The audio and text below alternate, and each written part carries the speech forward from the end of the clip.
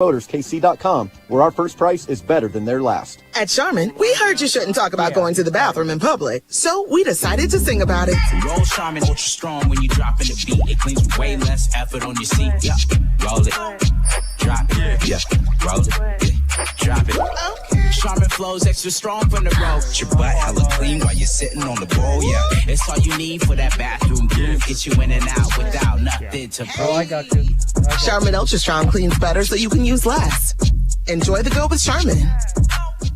Nick up the floor, hooks back to Harris, finds McCullough, double pump, gets it to go. Kansas City's home of the Jayhawks, March Madness, and the Final Four. Sports Radio 810 WHB.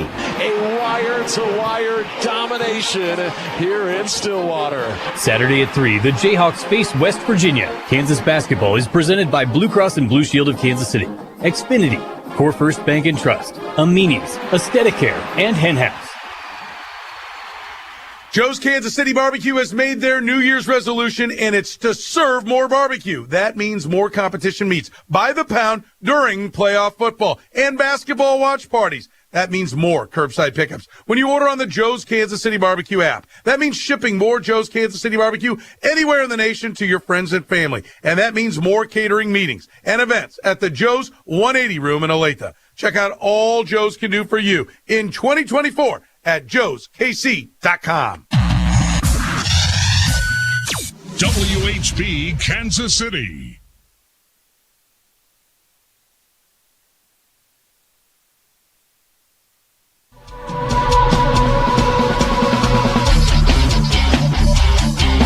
America's largest all-sports radio station presents the #1 motorsports show for over 2 decades, Track Talk, brought to you by Rod End Supply and the Power Ride Midwest Lightning Sprints. Here are the racing boys, Scott Traylor and Kirk Elliott.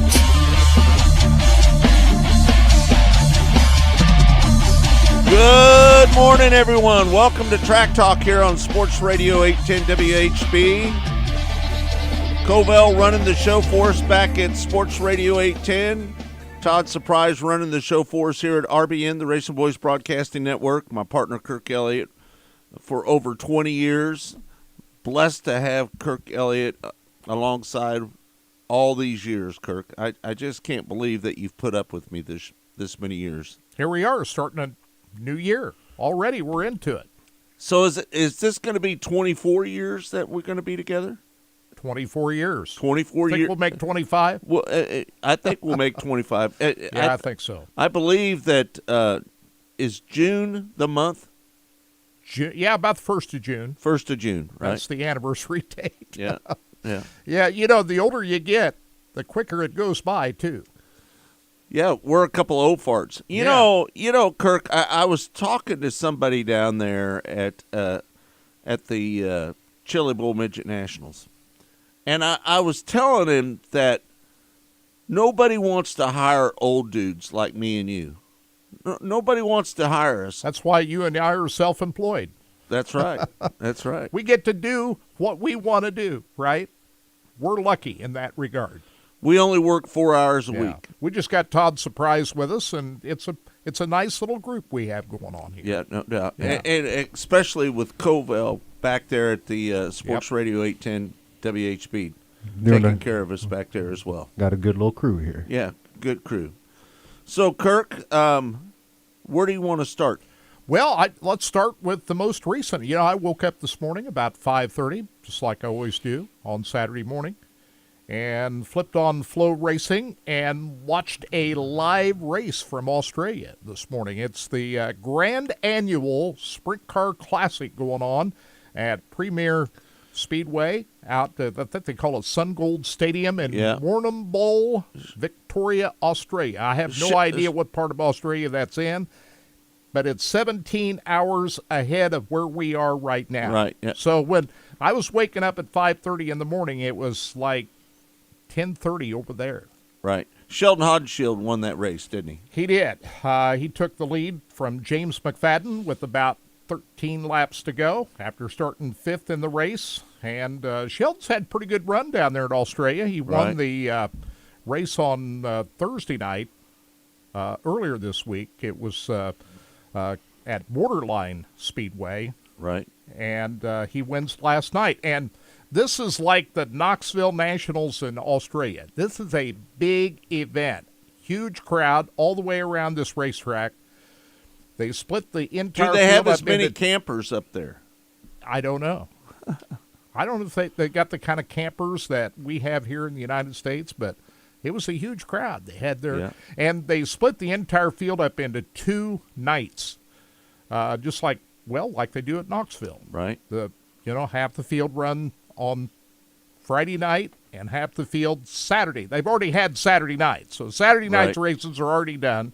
So half the field on Saturday night, and then they come back on Sunday night with the main event. Well, Aaron Reitzel won the race on Friday night, and last night it was Sheldon Hodenshield as he passed James McFadden. Carson Macedo had maybe the fastest car on the racetrack. He started 11th and came up and finished 3rd ahead of Aussie Luke Dillon and Justin Peck, finishing in 5th place. 51 cars at that race, Kirk, just so you know. Last night's race, right? Mm-hmm. Yeah, so about 100 cars total. On Friday night, which would be early Friday morning here, Aaron Reitzel wins over Chase Randall. Rico finishes 3rd. Corey Eliason 4th. And Brock Hallett, the guy who won this event last year, finished in 5th place. So the field, I don't exactly know how they line up the field. They do tabulate points like they do at Knoxville. Right. And so how that feature lines up tonight, I'm not exactly sure. But Aaron Reitzel and Sheldon Hodenshield are the 2 winners so far. We've got a lot of sound for you today. We've got Logan Seavey, who was the winner of the Chili Bowl Midget Nationals, Buddy Kofoid, who runs 2nd, Dason Pursley, who ended up running, what did he end up running, 5th? 20th to 4th. 4th to 4th. Corey Day finished 3rd. Yeah, Corey Day was 3rd. Yeah. Right, yeah. And then Scotty Cook and Trenton Berry as well. We got a lot of sound to run today, don't we, Kurt? Yeah, and a lot of good racing to talk about already. Yeah. Did you watch the late models last night down at Volusia? I just did. Good show. Devin Moran coming up with the feature victory on opening night of the Sunshine Nationals, which got rained out on Thursday night. So they were able to get the show in last night, and Devin Moran coming up with the win. Now, how many times have we seen Devin Moran start off down in Florida, a hot driver? He does it again. The 99 car seems to win a lot of races down there. He does. And Brandon Shepard and Ricky Thornton Jr. and Bobby Pierce was 4th, and Tim McCready was 5th. Yeah, so, the as you point out, the drivers that were there. The cream of the crop. The cream of the crop. Devin Moran passed Bobby Pierce and Ricky Thornton Jr. for the win last night. So big win for him. And lots of cars down there at Volusia Speedway this week. Yep. Kirk, let's talk a little bit about the Chili Bowl Midget Nationals. Logan Seavey picked up the win. He kind of dominated that race, didn't he? Yeah. The track took rubber about halfway through. About 30 laps into the race. And we spoke to Logan Seavey, and he said about lap 30 is when it took rubber. Yeah, and, we're all disappointed that it took on rubber. I didn't think it would this time, Scott. The track had been in great shape all week long. Right. Built up a pretty good ledge up there, up top. Cushion was up there. They poured water to it. But they didn't work 55-lap A main. But the problem is they didn't work the bottom as much. And that's where the problem lied, I think, is that they didn't work the bottom nearly as much as they should have. Now, the track prep had been perfect all week, so why do you think they didn't want to touch the bottom of the racetrack before the A main? Or not work it as much? Right. I can't answer that question for you, Kirk, to be honest with you. But anyway, I think Logan Seavey probably would have won anyway. Mm-hmm. I don't know. Buddy Kofoid had a very fast car. He started off the race grabbing the lead right from the initial start, but then a yellow flag came out, and they started again, and this time Seavey got the jump.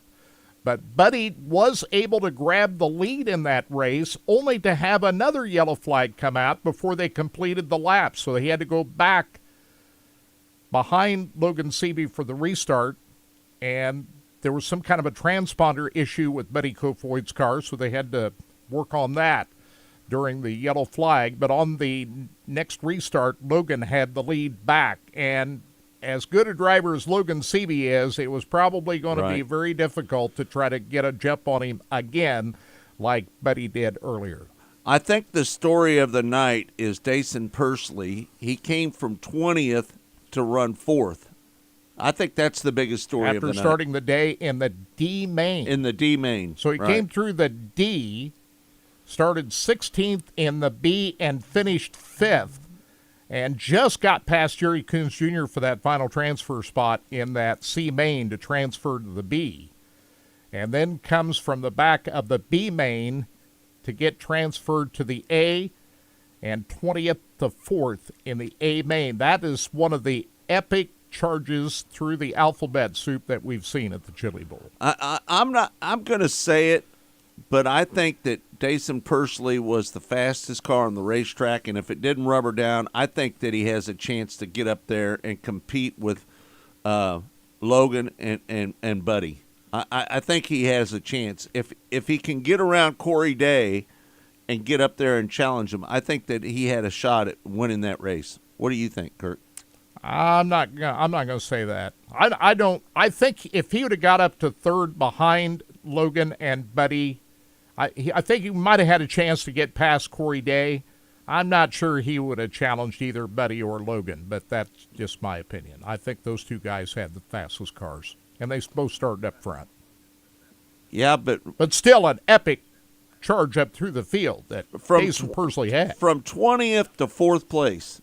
Yeah. He has to be the fastest car on the racetrack. Well, until you get to the top two. I'm not, and even as you'll hear in an interview that we did with him on Monday, even he questions whether or not he would have been able to get past those. You want to play that Logan Seavey? We've got Logan Seavey right now. We'll hear from Dason Pursley a little bit later on in this hour.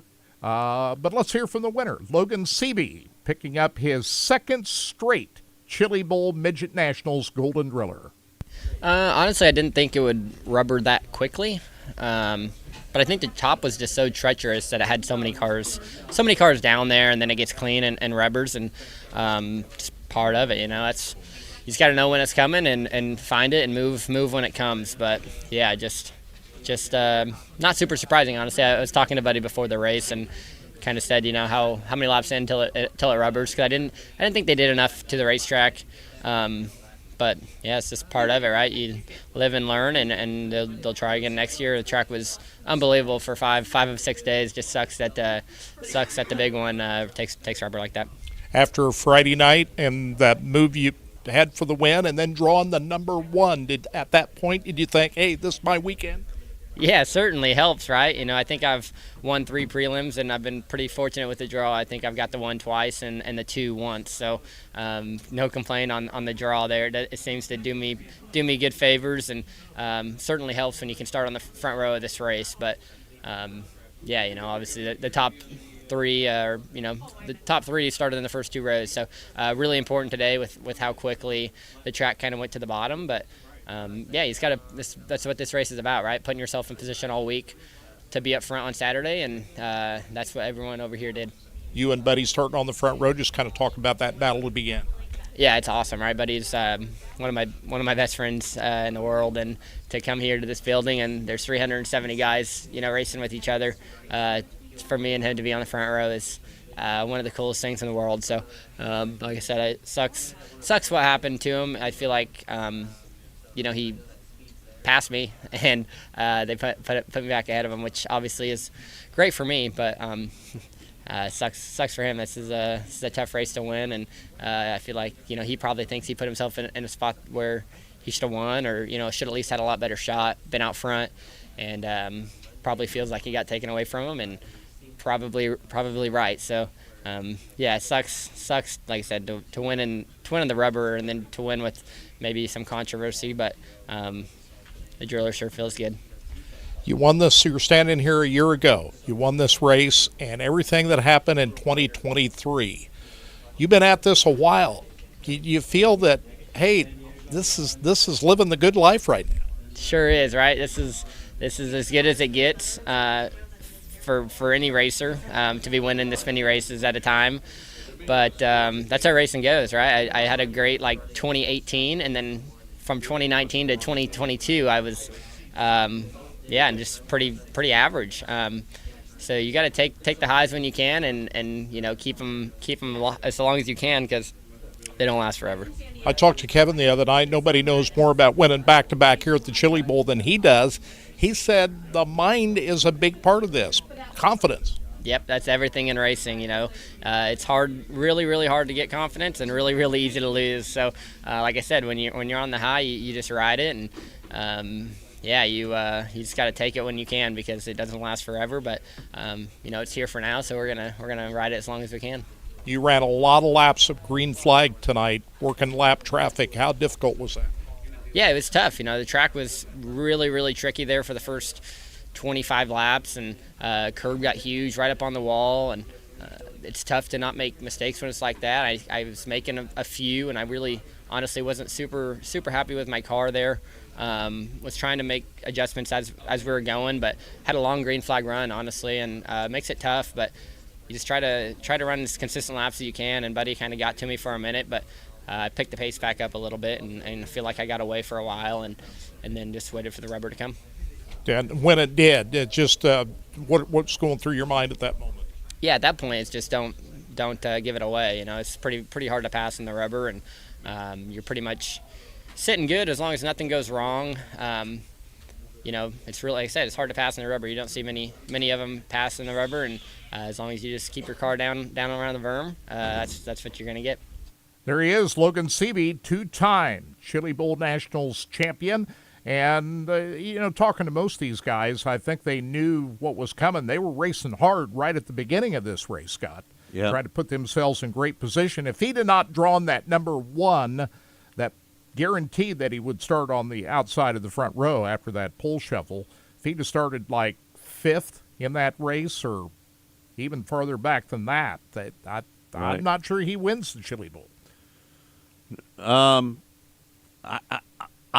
Me personally, I was pulling for Buddy Kofoid, to be honest. He was my pick to start. Yeah.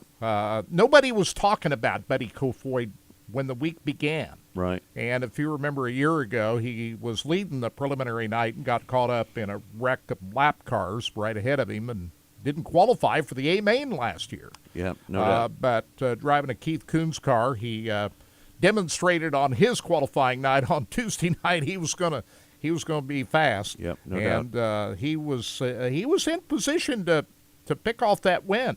There was no doubt when he got out in front on that one. If the yellow hadn't come out and they would have completed that lap, I think maybe we'd be talking about Buddy Kofoid as the winner. Buddy felt like he led a lap, didn't he? Yeah.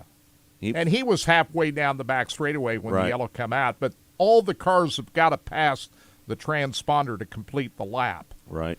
Otherwise, they go back to the last completed lap. So I think that was the right call. Mm-hmm. It was controversial because they stopped him because they said, "Hey, you got a problem with your transponder." Right. So that kind of added to the confusion right there. But I think it was the right call. Want to give a shout out to Marie, who's listening in from Pennsylvania, and also for Scott, that's listening in from Fort Myers Beach, Florida, and Kelly is listening in from Central Point, Oregon, as well. So, just so you know, we want to say hi to the people that listen outside of the state. So the big question. Do we need to run 55 laps for the A-Main at the Chili Bowl? I say no. What do you say, Kirk? I say run 35 laps. What do you think? It used to be 30. Donnie Ray Crawford, when he passed away 11 years ago, they moved it to 55 laps in honor of Donnie Ray's number, 55. Right. So it's been that way for over a decade now, but it hasn't always been 55 laps. And to me, I think I would be satisfied if they put it back to 30 laps. Me too. Also want to give a shout out to Jerome, who's listening in from South Dakota as well. Colder up there than it is here. It's got to be much colder up in South Dakota than it is right here. It was cold this morning, guys. Hey, what was it, Todd, when you come in? -8 degrees, right? My car went from 2 above in the garage to -8 when I got here. And then obviously I got here, and I get here a little early. And I got here this morning, fired everything up, and when I fired up the old tie line to dial in the station, oof, we lost power. Because I'm running some. I got 2 heaters running out there in the garage right now. And we got all these studio lights. People don't realize there's a lot of studio lights in here and computers running, and just a little bit too much this morning. So we blew a few breakers. So I called Kirk Elliott and said, "Hey, we got an issue here. I'm going to go get my breakfast." And, you said we've got big problems. We got big problems. Well, here's my problem. When I saw the heaters, Scott, in the garage off, I thought, uh-oh. I wasn't really worried about us getting back on, but I was worried about your water maybe freezing up. Yeah, no doubt. And you were in the shower, so I couldn't get a hold of you quite yet. So, Jerome says it's -10 there. There you go. Well, we were -6, I think, is what. Yeah, we're not far off of that. Hey, was that Chiefs game? Was that colder? Was that a cold game? Yeah, 12 below. We hit 12. You didn't go to that though, did you, Todd? No. Nobody went. So to that. my wife. There was some brave.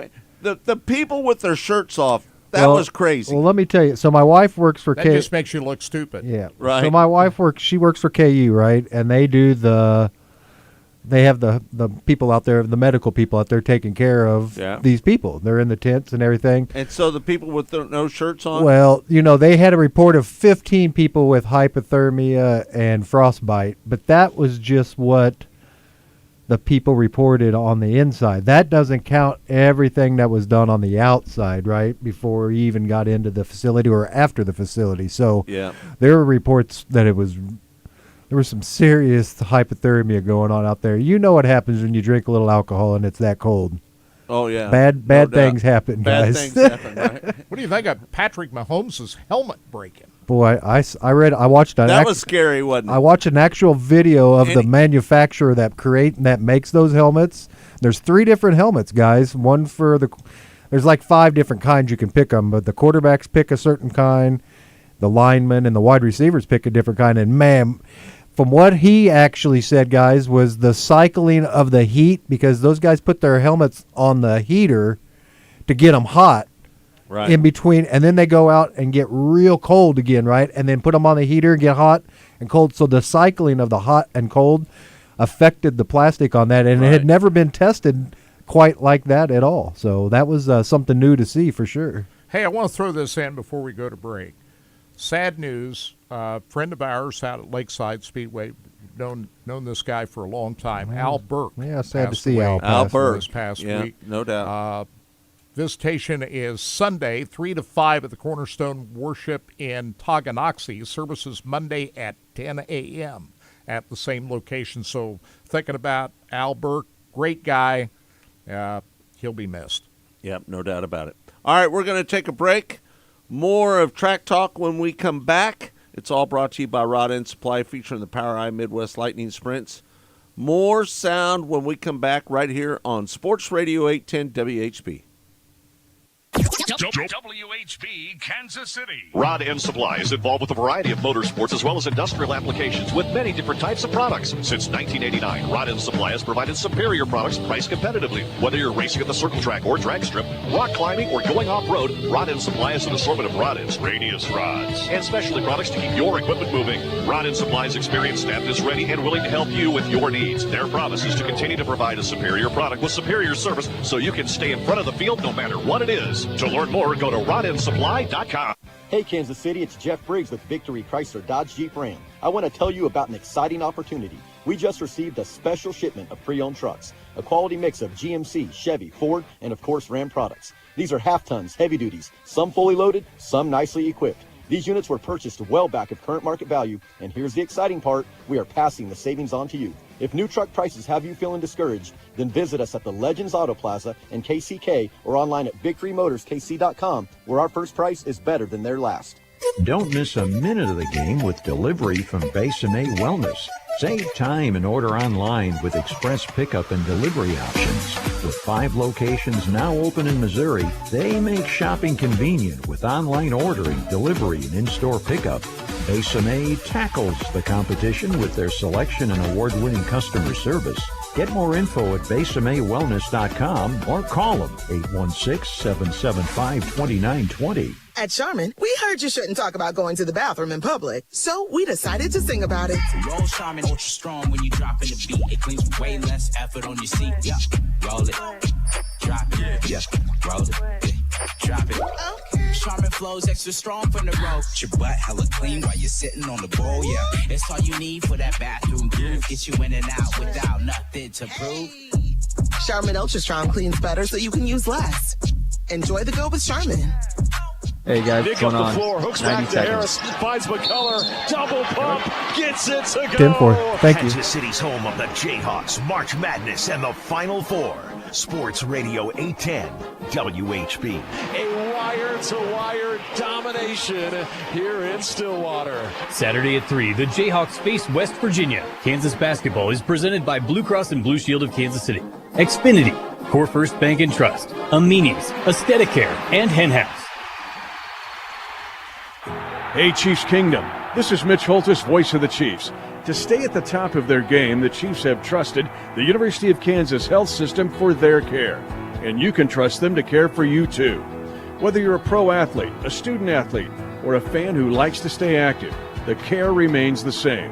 Because the University of Kansas Health System cares for the entire Chiefs Kingdom. To request an appointment, visit kansashealthsystem.com/Chiefs. 30 Looking seconds. for a quiet, family-oriented lake destination that's within driving 10-4. distance of KC this spring break? Serenity Shores has luxury rentals all right on Table Rock Lake and just minutes from Branson. You can see them all at lake123.com. There are tons of free amenities included with your stay, like pickleball, mini golf, shuffleboard, volleyball, and hot tubs, just to name a few. Rent a luxury pontoon boat or a slip for your own boat at our private dock, all exclusively for our guests. Visit Serenity Shores, your spring break vacation destination. Book your stay now at lake123.com. Hey, this is Larry the Cable Guy, and you're listening to the Racing Boys, and if you ain't listening to them, you get out of the country because you're a communist. I love the Racing Boys. Like Mater says, they make me happier than a tornado in a trailer park. You know, the funny thing about that is the Larry voice and the Mater voice are exactly the same. Get her done!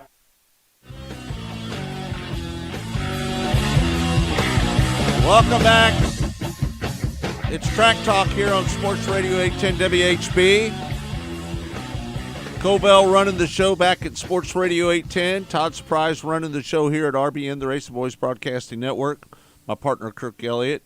Buddy Kofoid, I was frustrated for him because he felt like that he led a lap and he took the lead, but it was all for naught, though, Kirk, right? Yeah, he was disappointed at the end of that race on Saturday night. But here are Buddy Kofoid's thoughts about his second-place run at the Chili Bowl. I mean, to be honest, I thought I was the leader because we completed a whole lap and then almost the second one and the yellow came out. I'm like, okay, well, it's good, got the lead. And then they said they're going back a lap and then that my transponder wasn't working. So I'm like, oh, okay. And then, fixed it, and then they said I was going back to second. So I was a little confused about that, unsure. Like I said, I'm not saying they're wrong and I'm right, but in my head, I thought that I did take the lead and that we all completed a lap because I almost came around a second time, I thought.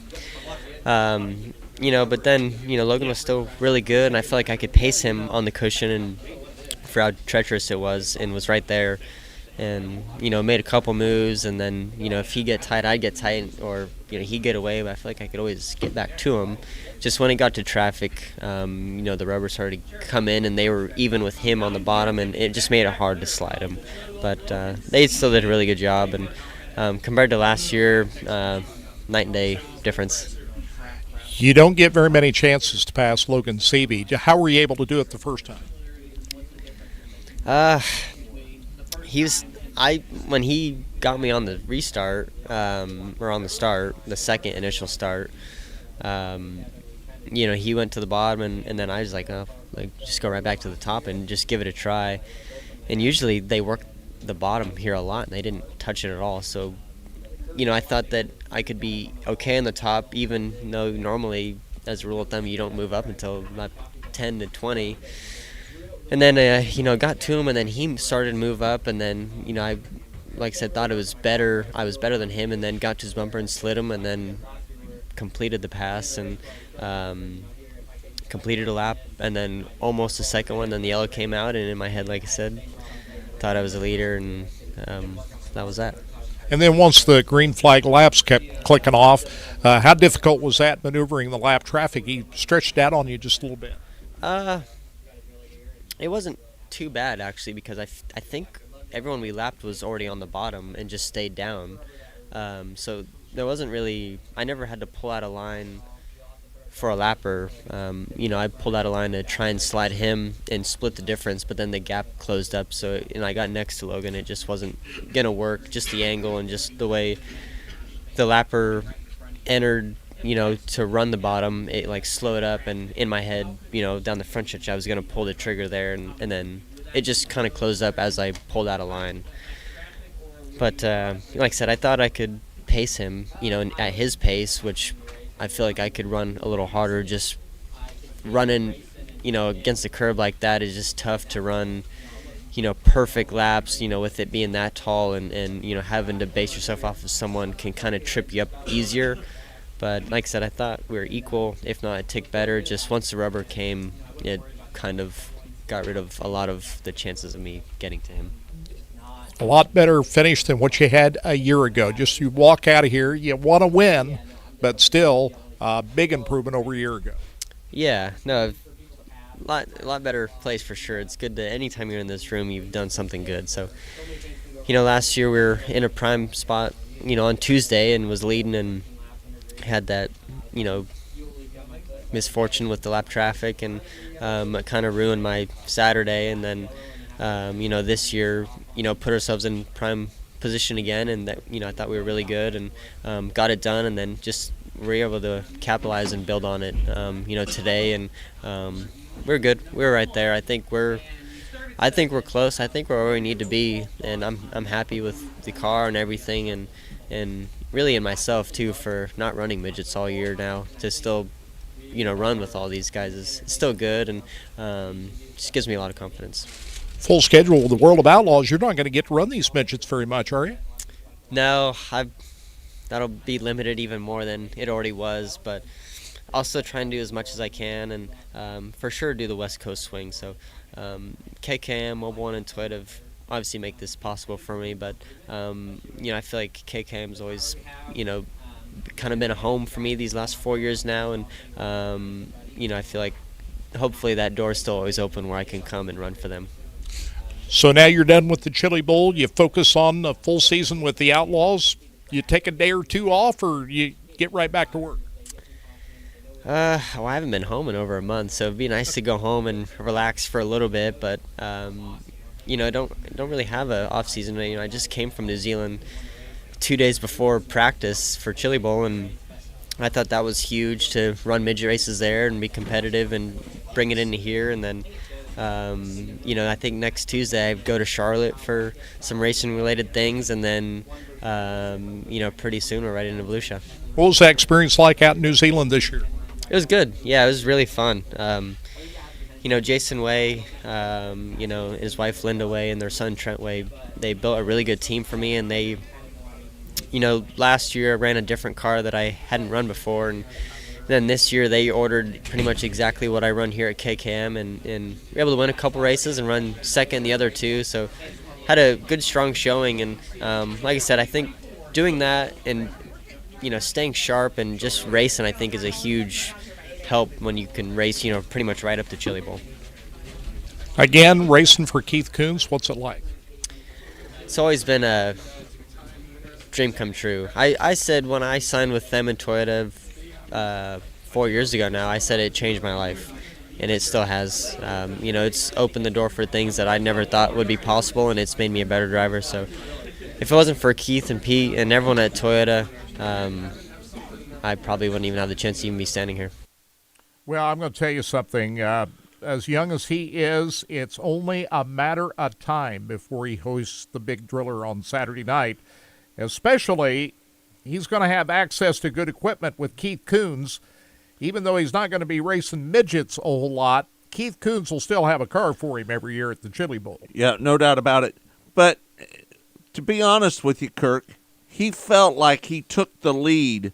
And if you were watching that video, it looks like he took the lead away from Logan Seavey and ran one lap. Now, he actually was about three-quarters of the way down the back straightaway when the yellow came out.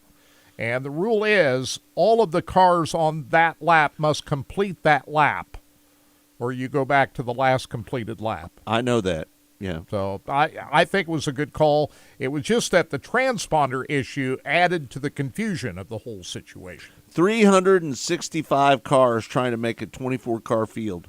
How about that, Yeah, Kirk? just making the A main is quite an accomplishment. The cream always rises to the top Yeah. during the Chili Bowl, doesn't it? It does. And sometimes the cream doesn't always get to where they've got a chance to rise to the top. If you have a problem on your preliminary night, you're going to have a hard time working away. You looked at the lineup of that first B main. That thing was stacked from top to bottom.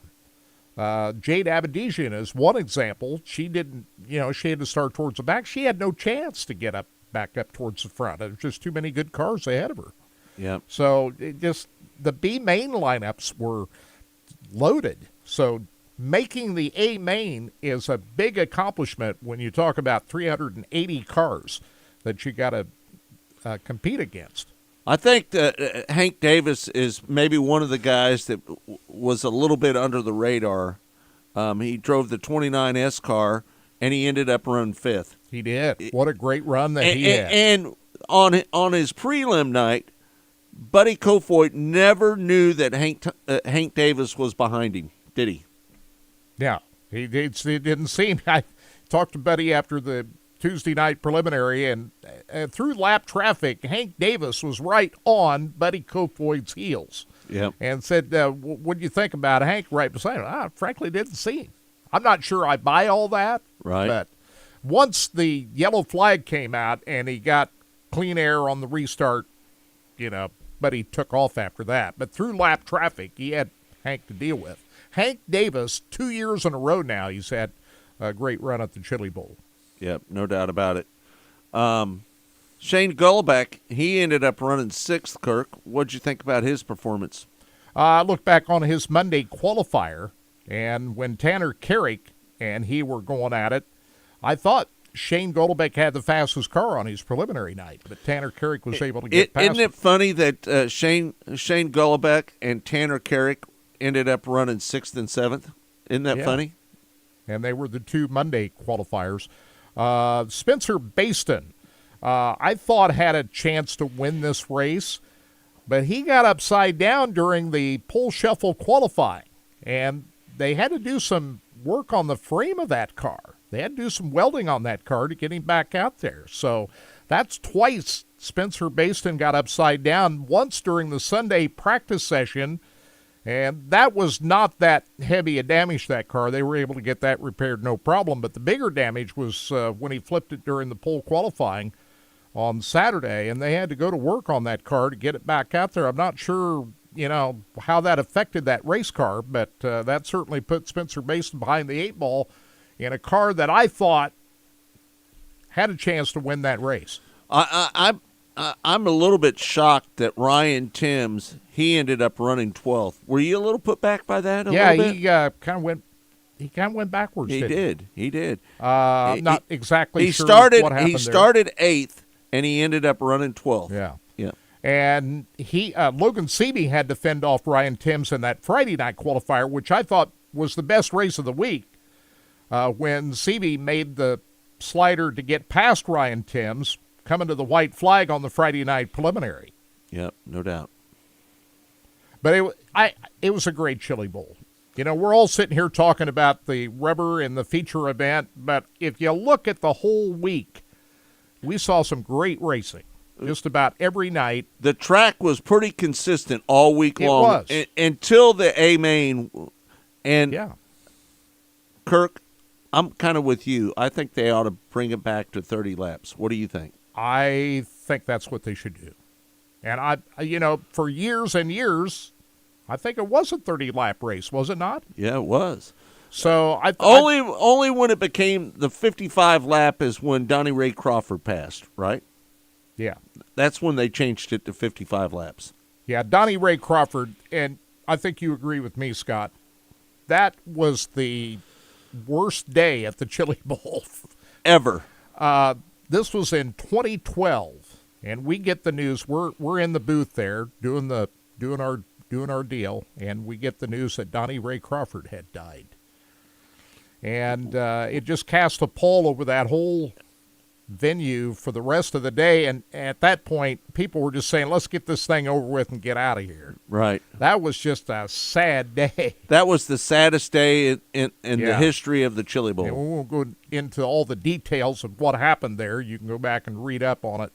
But it was a tragic day at the Chili Bowl, and to honor Donnie Ray Crawford, everybody loved Donnie Ray Crawford. Yep, no doubt. And he'd won a preliminary race at the Chili Bowl, so he was a player down there.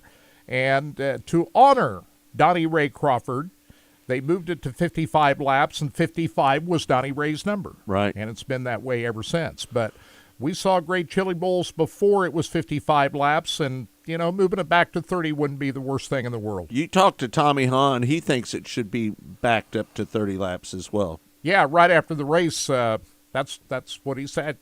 Tommy, I think I agree with you. So yeah, we'll see what happens next year. But if you look at the whole week, it was a great Chili Bowl. I don't believe that they're going to take it away from 55 laps, to be honest with you. What they need to do is take a halfway break. Maybe a little bit. I don't like that. I don't like it at Knoxville. I don't like the halfway break. But that way they can adjust on their car and make the adjustments and make it even better for the second half of that race. We see that at Knoxville. Typically, when we see that race up at Knoxville, when they do the halfway break, I'm just not a big fan of halfway breaks. I don't know. That's just my opinion. No brakes. No brakes. Toby says no brakes. I'm with Toby on this one. But, I had a great time at the Chili Bowl this year. And, we're all sitting here talking about Saturday night. I choose to talk about Logan Seavey was the man, and if it even hadn't rubber down, I still think he would have been the man. Yep, no doubt about it.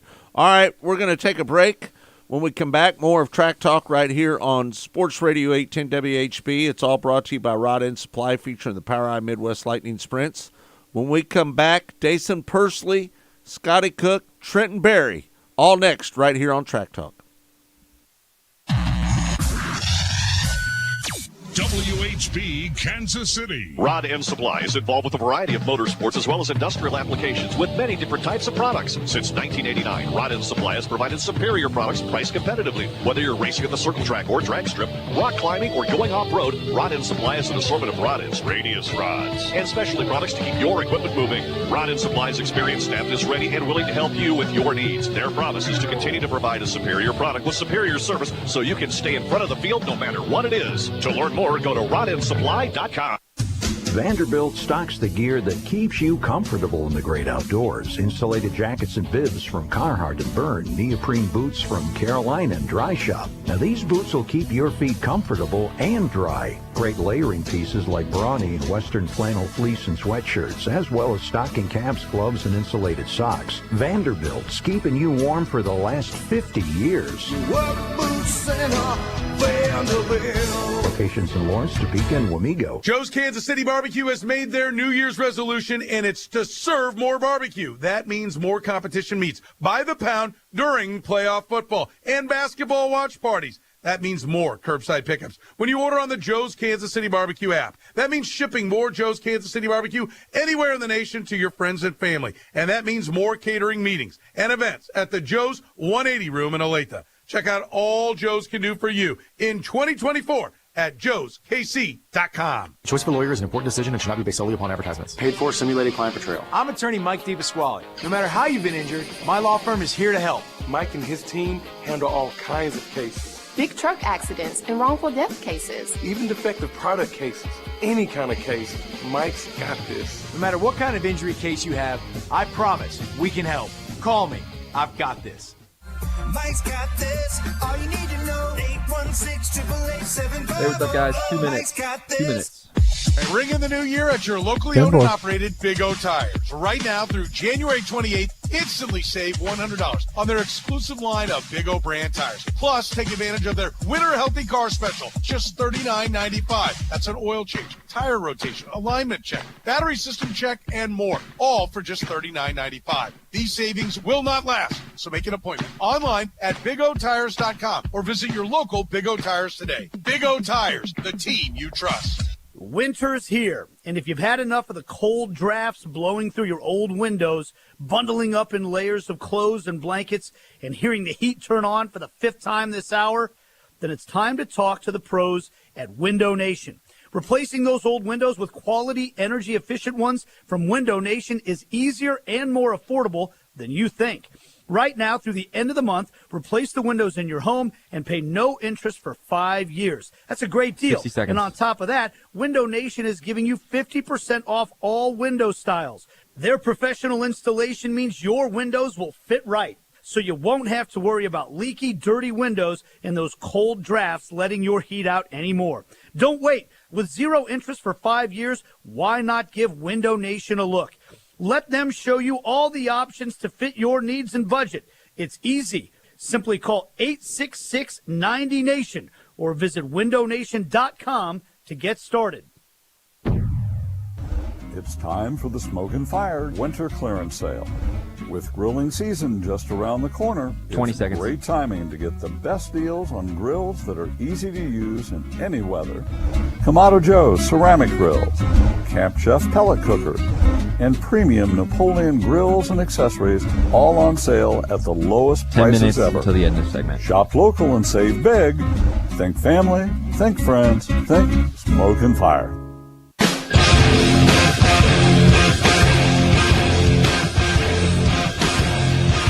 Welcome back. It's Track Talk here on Sports Radio 810 WHB.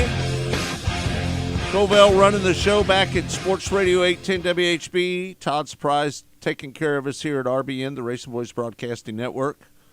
My partner for over 23 years, Kirk Elliott. And let's talk a little bit about what happened with T-Mez. T-Mez got escorted out of the building, and then Emmett Hahn eventually let him back in the building. But he got upside down, and when he was upside down, a person come in with a fire extinguisher, sprayed some stuff on his car, and it made T-Mez where he couldn't breathe. And he took the little ratchet that was off his seatbelt, and he chucked it at the fireman, and that got him escorted out of the arena, didn't it? Yeah, and you say he got upside down with a little help from Cannon McIntosh, right, shall we say? Yeah, no doubt. These two guys were fighting for position, and Briggs Danner also in the mix there. And you know, after this event, everybody was saying, well, these guys were already in the transfer positions, so why were they fighting with each other? Well, they didn't really know where they were. For sure, they were just fighting for as much positioning as they could to get transferred into the A main. Right. And Cannon McIntosh threw a bomb coming out of turn number 4 and hit T-Mez and knocked him over. Right. And T-Mez, after the race, wasn't for sure who did it to him. He thought at first it was Brett Cruz. Then he was told, nope, that was Cannon. And he says, oh, Cannon, okay, of course.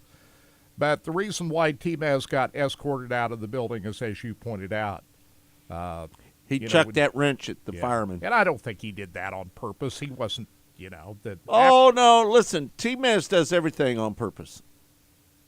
Just so you know. Did he really mean to throw that out and hit a guy trying to help him? Yes. Really? You think he? Yes. You think he meant to do that? Well, because he breathed a bunch of that fire extinguisher stuff, and let me tell you, that doesn't go good with your lungs. I think it was just a reaction on his part. But they cut his wristband off and escorted him out of the building. Right. Yep. No doubt about it. You said that they let him back in later, though. Sam says we're giving too much credit to the track for being good. You are not going to say anything bad about it because you are friends with Emmett. It was an extremely dusty every night of this year. It did get dusty. It did get dusty in there. Yeah. But there we saw some great races. Listen, we're not homers to anybody. We believe that the track rubbered up, and it took rubber on about lap 30. And it just that's just the way it goes sometimes, right, Kurt? Yeah, I mean it's a dirt track indoors. Right. I mean, I thought they worked hard at doing the best they could with that racetrack. Are we homers? Yeah, I guess maybe we are. We're big supporters of the Chili Bowl.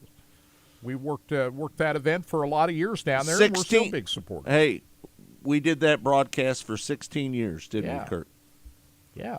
So, and we did it 1 year for Flo. Right. But we're not avoiding the topic here. We're not avoiding the that it was what it was. So. Yeah.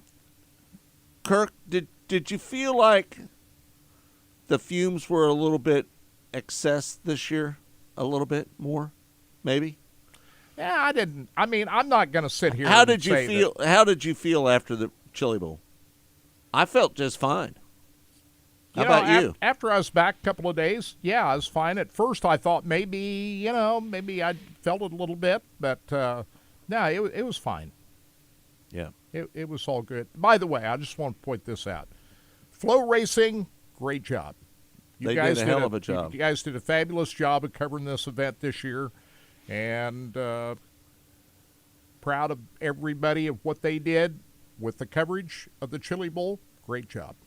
No doubt about it. What do you think was the biggest story of the week, Kurt? Logan Seavey winning his second straight for Kevin Swindell. Right. That's the biggest story. Kevin Swindell knows more about winning 4 in a row than anybody else, right? Right. Didn't he win 4 in a row? 4 straight from 2010 through 2013. Right. Yeah.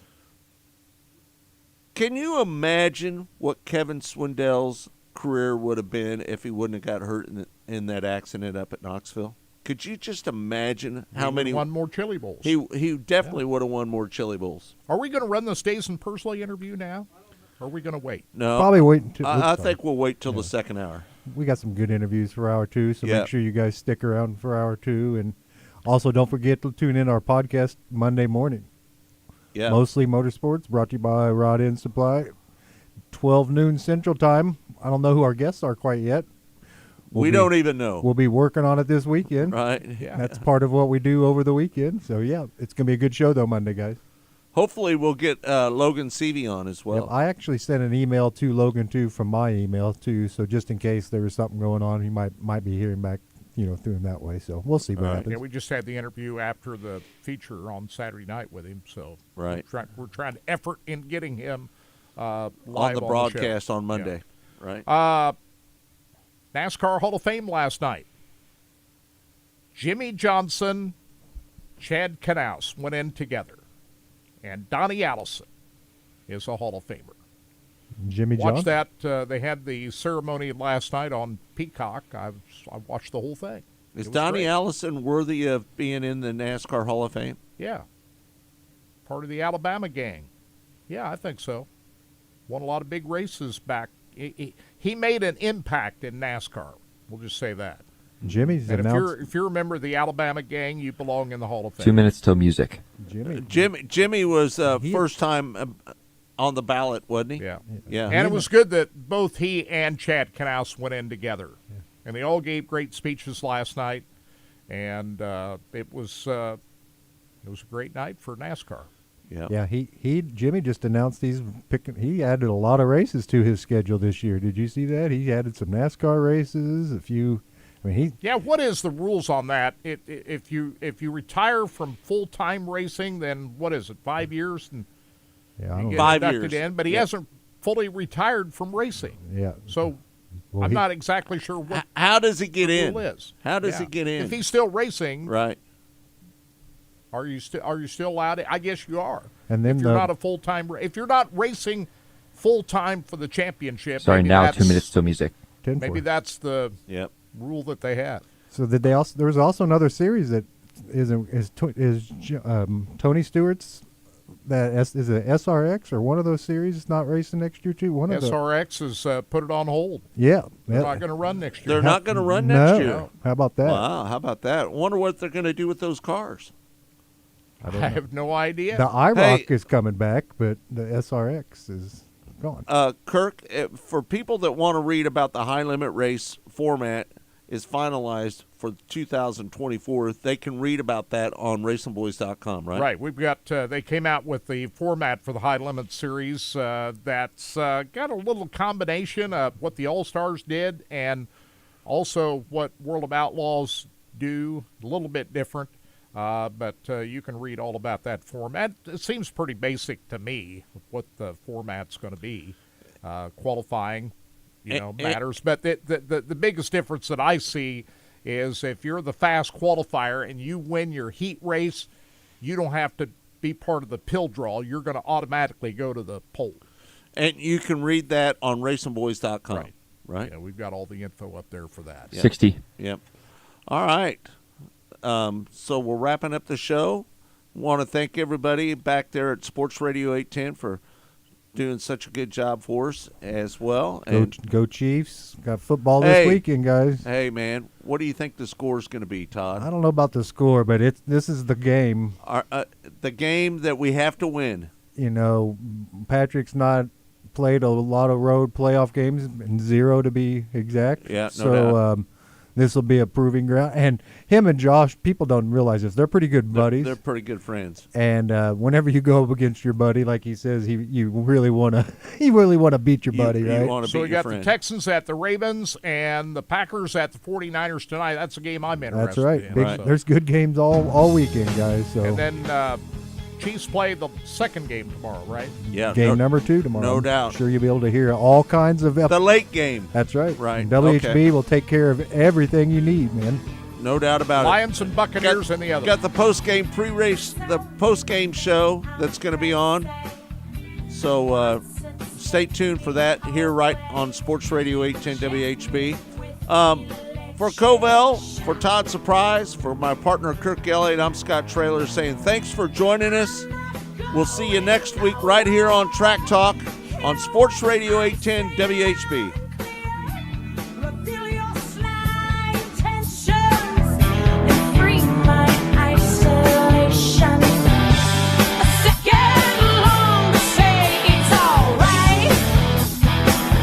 Good show, guys. Thank you. Hey, good job, my friend. Thanks a bunch. Rod End Supply is involved with a variety of motorsports as well as industrial applications with many different types of products. Since 1989, Rod End Supply has provided superior products priced competitively. Whether you're racing at the circle track or drag strip, rock climbing, or going off-road, Rod End Supply has an assortment of rod ends, radius rods, and specialty products to keep your equipment moving. Rod End Supply's experienced staff is ready and willing to help you with your needs. Their promise is to continue to provide a superior product with superior service so you can stay in front of the field no matter what it is. To learn more, go to rodendsupply.com. Hey, Kansas City, it's Jeff Briggs at Victory Chrysler Dodge Jeep Ram with a public service announcement. We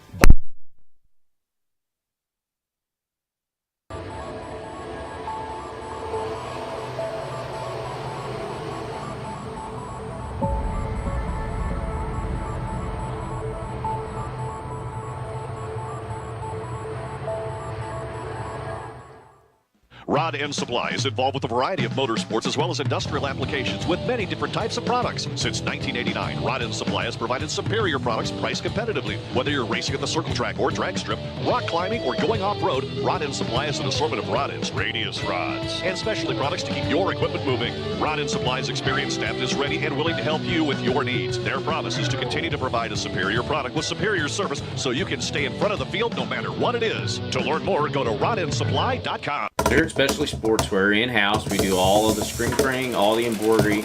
We do some vinyl. The other add specialty items like your pens, magnets, notepads, calendars. You can actually buy that, build your business to make it larger. We have the largest screen printing process and the largest embroidery anywhere around in the area. We can do stuff all the way from your school clubs to sports teams, a professional look in the office. If you can imagine it, we can do it for you.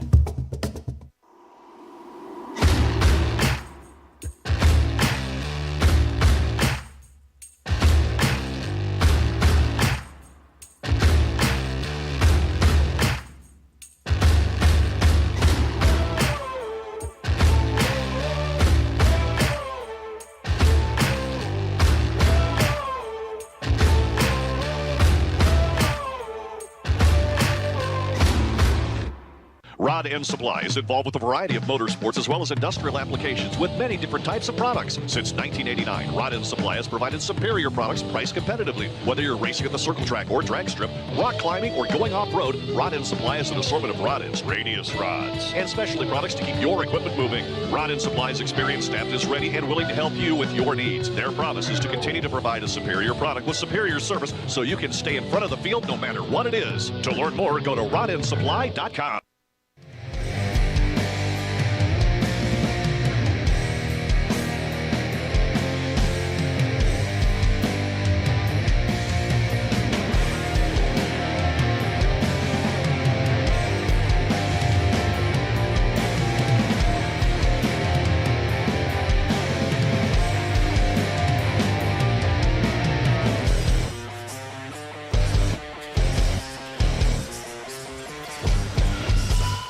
Rod End Supply is involved with a variety of motorsports as well as industrial applications with many different types of products. Since 1989, Rod End Supply has provided superior products priced competitively. Whether you're racing at the circle track or drag strip, rock climbing, or going off-road, Rod End Supply has an assortment of rod ends, radius rods, and specialty products to keep your equipment moving. Rod End Supply's experienced staff is ready and willing to help you with your needs. Their promise is to continue to provide a superior product with superior service so you can stay in front of the field no matter what it is. To learn more, go to rodendsupply.com.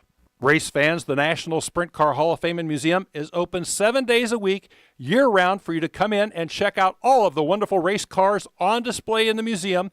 And our online store at sprintcarstuff.com is open 24 hours a day for you to check out everything that we have in stock for sprint car fans. Whether it's for a birthday, anniversary, or Christmas, sprintcarstuff.com has it all. That's at the National Sprint Car Hall of Fame and Museum in Knoxville. When Steve died, the outpouring of love was amazing. These dollars had come together to support us, and we realized, no, we didn't want to use them for us. We wanted to use them to help others. The foundation has done so much for so many people. It helps any family that has somebody, whether it be a crew member or one of the drivers, that get hurt. We can help them to get through the situation. I was injured in a non-wing sprint car accident that broke my neck and left me with a spinal cord injury. I was in the hospital 8 months, and that got really, really expensive, so having that extra help to help push me and my family forward was a big deal. Yes, Steve's death is the reason the foundation exists, but it's Steve's life, and it's the lives of racers everywhere, is the reason we're able to do the work we do.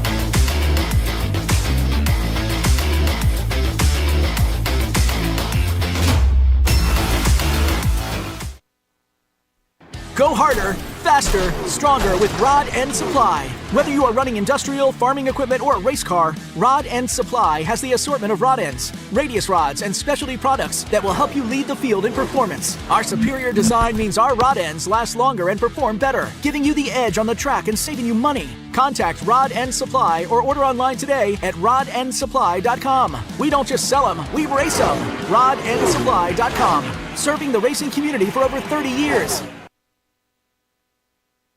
Hey, this is Larry the Cable Guy, and you're listening to Racing Boys, and if you ain't listening to them, you get out of the country because you're a communist. I love the Racing Boys.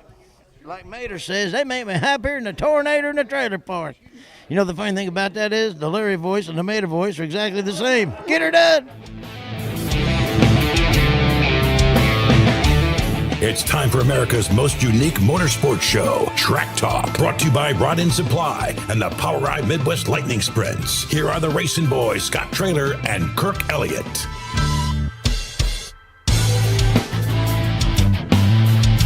Welcome back. It's Track Talk here on RBN, the Racing Boys Broadcasting Network. Todd Surprise running the show as he always does for us here at Sports Radio 810 and RBN, the Racing Boys Broadcasting Network. Todd, let me just tell you, bud, I can't thank you enough for everything that you do for us, man, because you do a lot of stuff behind the scenes that nobody even sees. You take care of all these graphics. You do just a fabulous job for me and Kirk. Just so you know that. I appreciate you guys saying that, and it's been fun on my 12th year here, and it's. Can you imagine you've been here for 12 years? So it's it's fun stuff, man. Like you said, we're working to a goal. 2 more years, and we'll be. I don't know what'll happen then. I've got a lot of things. I've got a lot of irons in the fire this year, guys. No, I know it. Let's just say that. Did you see my photo on Facebook, Scott? No, I didn't, Todd. What is it? I got fitted for a suit. I saw that. I got fitted for a custom suit. Yes, this week me and my wife went and. So the wedding's, when is the wedding? March. It's 2 months away. Boy, that's coming right up. The countdown is on. Yeah, so we're picking salt. My daughter's done a fabulous job. Me and my wife really haven't had to do much. She's pretty much taking care of all this kind of stuff on her own. But yeah, when you go and get your suit fitted, guys, and you have the tailor come in and draw the white lines on the pants and the cuffs. You know it's for real, right? Right. It's for real. I did that with a tuxedo one time. Kevin Kiesman, he told me one time, you need to buy a tuxedo and keep it in your closet. And I've only wore that one time. Yeah, I mean, so you spend all this money on a tuxedo and you only worn it once. You should have got a good suit instead of the tux side. You still fit in it, though, right? If you had to put it on today. I think I would fit in it now, to be honest with you. Well, the good thing about getting a fitted suit, most of them are tailored for life, and so if you gain a little weight or lose a little weight, you can go in and get her altered up. And where is Summer, Missouri? I don't know. I'll have to pull Do that you know up. where Summer, Missouri is? Have no idea. Let's pull it up on the old big screen. Not a clue. Not a clue. Have no idea where Summer, Missouri is. Let's see here. While you're looking that up, we have a couple of notes here. Ashton Torgerson, who we had on our show here a couple of weeks ago, is going to be running the Extreme Outlaw Series midget series for the full season this year.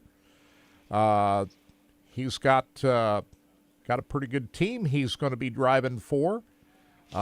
Jay Mounts and Gavin Stout, Mount Stout Motorsports. So we'll be anxious to see Ashton out there in the number 02 midget for the Extreme Outlaw Midget Series this year.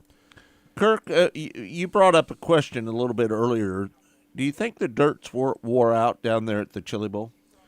Everybody's talking about everything that happened, on Saturday night. That's the same dirt that they've used for the entire time at the Chili Bowl, is it not? I believe it is. Yeah. So, I mean, just after the years, it accumulates a lot of stuff in it. You know, you got a lot of rubber from dirt and just accumulates a lot of stuff. And it's got to be more difficult every year for Brad Chandler. We call him Gravel. And his great crew. I think they do a great job of preparing that racetrack all the time. But the challenges have got to be increased every year that the Chili Bowl goes on with using the same dirt every year, does it not?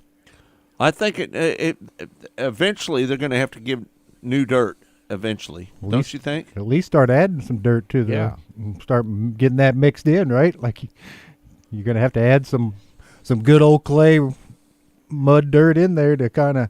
I don't know where they originally got all that dirt from. We had Emmett on. I think there's an interview we had Emmett on where he talked about where he did get all that dirt and how they keep it and everything. But I'm like you, Kirk. There's a lot of debris. It isn't just it's oil and fuel and tire rubber and everything is in that. And then mud. Yeah. When you break down dirt year after year after year, the characteristics of it are going to change. You can ask any farmer, you know, the dirt is not, it just doesn't come back the same the next year after you've broken it down. And so just adding water to it's not going to really bring the dirt back, you know. Kirk, I'm going to tell you, the track prep, these guys know what they're doing with, absolutely. with dirt. I mean, it's, but the challenge every year has got to increase, prepping that racetrack. I'll say it now. And the racing, if you look at the preliminary nights, was good. It was great. And we wouldn't even be talking about this right now if we had the same racetrack we'd had all week for the A-Main on Saturday night. The track was perfect all week. Yeah, it was. If it would have been a 30-lap race, when did it rubber up, did you guys say? About halfway through. So lap 30. So let's just go with a 40-lap race, split the difference, not 55. We go 41 laps or 40 something. You have an auction or whatever. Well, that kind of goes against the Donnie Ray Crawford I deal, get it, but I don't think Donnie would want people to have a rubbered up racetrack. A rubbered up racetrack where people are complaining about just because it's his number. If his number would have been 44 instead of, I hate to hear a lot of bad things said about a track and an experience being out there just because we're pushing 55 laps. I mean, that's a lot of laps, guys. It's just indoors. Either you have a halfway break and take the halfway break and allow the guys to adjust on their cars a little bit. Right. Or cut it back to 30 laps. Yeah, I agree. I mean, but I'm going to tell you something. The people who work so hard at prepping that racetrack all week long, they did an excellent job. They did an excellent job all week, and they work hard at it. And there's no one that feels worse about that track rubbering down than those guys. No doubt about that it. one. So, and Gravel. He hates that as much as anybody. Absolutely he does. And people don't realize it isn't just the Chili Bowl traffic on that thing. That thing has had a whole week of shootout traffic on that thing as well, right? I mean, it's just not – this thing's just not brought in for the Chili Bowl. This stuff's in there, and you have shootout traffic on this thing. And they're running, guys, 12 – back when we were there, it was 9 o'clock till 1 in the morning, midnight. At 9 a.m. to midnight every day. So that's a lot of beating on that track. And some of those guys use different kind of, I'm not going to say they're using tire compound in the shootout and stuff back in the day, but they ran a harder right rear tire this year. They ran a spec tire. One of the reasons that they brought in that harder compound tire was to try to keep it from rubbering down like it did a year ago. And so I'm not sure how much of an effect that had, but they ran a different right rear tire. Mm-hmm. So trust me on this, that these guys are going to be working extra hard now. They're going to put a real big effort into it to get it right. And I'm going to tell you, next year, we're going to see a much better racetrack. Well, it's tough when you run 55 laps, to be honest with you. Yeah. And I'm kind of like I'm more like Tommy. I think that I think they should cut it back to 30 laps. And that would be just fine by me. That would that would be good if they just made it 30 laps. And if it had been a 30-lap race, we wouldn't be talking about any of this stuff. So. Right. But anyway, it shouldn't overshadow what a great week of racing we saw. The track at the Tulsa Shootout was great. They're going to get it right, folks. I'm going to tell you right now, they're going to get it right. So we're going to work hard and come back next year, and we're not going to be talking about a rubber-down racetrack. I don't believe that gravel will allow that to happen. What do you think? No, I mean these guys have been working this racetrack for a lot of years now. They just didn't jump off the truck last night. This ain't their first rodeo, so right. And it all goes back to what I've been saying for years now. Prepping racetracks isn't as easy as a lot of people think it is, okay? It's not. It's very difficult. There's different conditions, air. Of course, you don't have to deal with the wind inside a building like that, but working a racetrack inside a building in the middle of winter brings a whole different set of challenges than working a racetrack outdoors in the summertime. You got drier air. Yeah, there's no moisture at all. There's just a whole lot of circumstances involved that prepping a racetrack indoors than outside. But it's an art, and I've always called track prep an art. No doubt. It's not a science. There's no specific guidelines you go by. You got to have a feel for it. The conditions, how much water to put on a racetrack, how to blade it, how to do all these things. And experience is the biggest asset of good track prep. And these guys have got experience. Gravel, these guys have been around a long time. They've been doing this a long time. Are the Duncan brothers as good as anybody when it comes to it up at Knoxville? Because they've been doing it a long time. Right. And you also have to have the right equipment. Well, they had the right equipment at the Chili Bowl.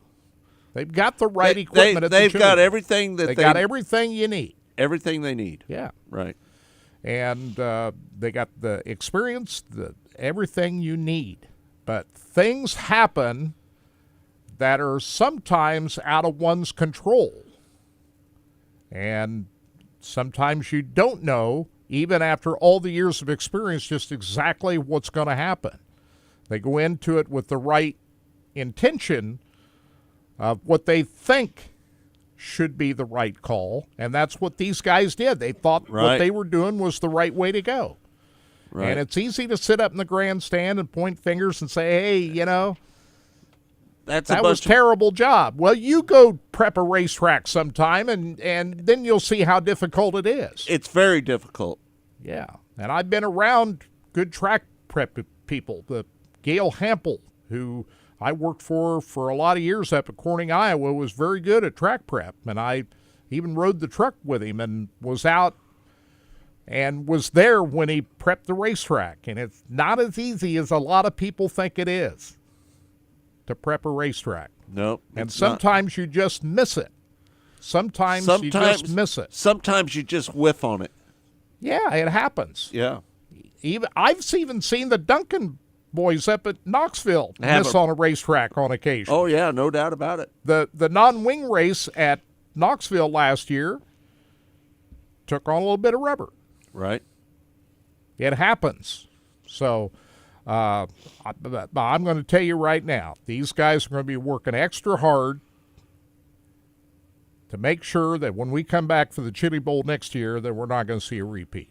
Gravel will try to work as hard as he can. And listen, let's not take away from the track all week long. The track was perfect all week long. But when you run from 8:45 in the morning until 10 or 11 o'clock at night. Shootout, they do that. Hey, no, Kirk. On Saturday Saturday at the Chili Bowl. They started at 9 o'clock. 8:45. Yeah. 8:45 and run until 10 o'clock at night. that's a lot of racing on that racetrack, Right. and that's a lot to keep up with. Yes, sir. And I thought that for the full week, and how many events do you see that race a full 7 days? You had the all-day practice on Sunday. You race every night, Monday through Friday, and then you come back and race all day Saturday. That you don't see that anywhere else in the world, an event like that, much less indoors, which makes it unique in of itself. But there's no outdoor event like this that runs 7 consecutive days and then all day on the final day. So it's a very unique situation, and I thought for the most part they did a great job of prepping the racetrack. And the only reason that it becomes a big topic now, the biggest race of the whole week turned out the way it did.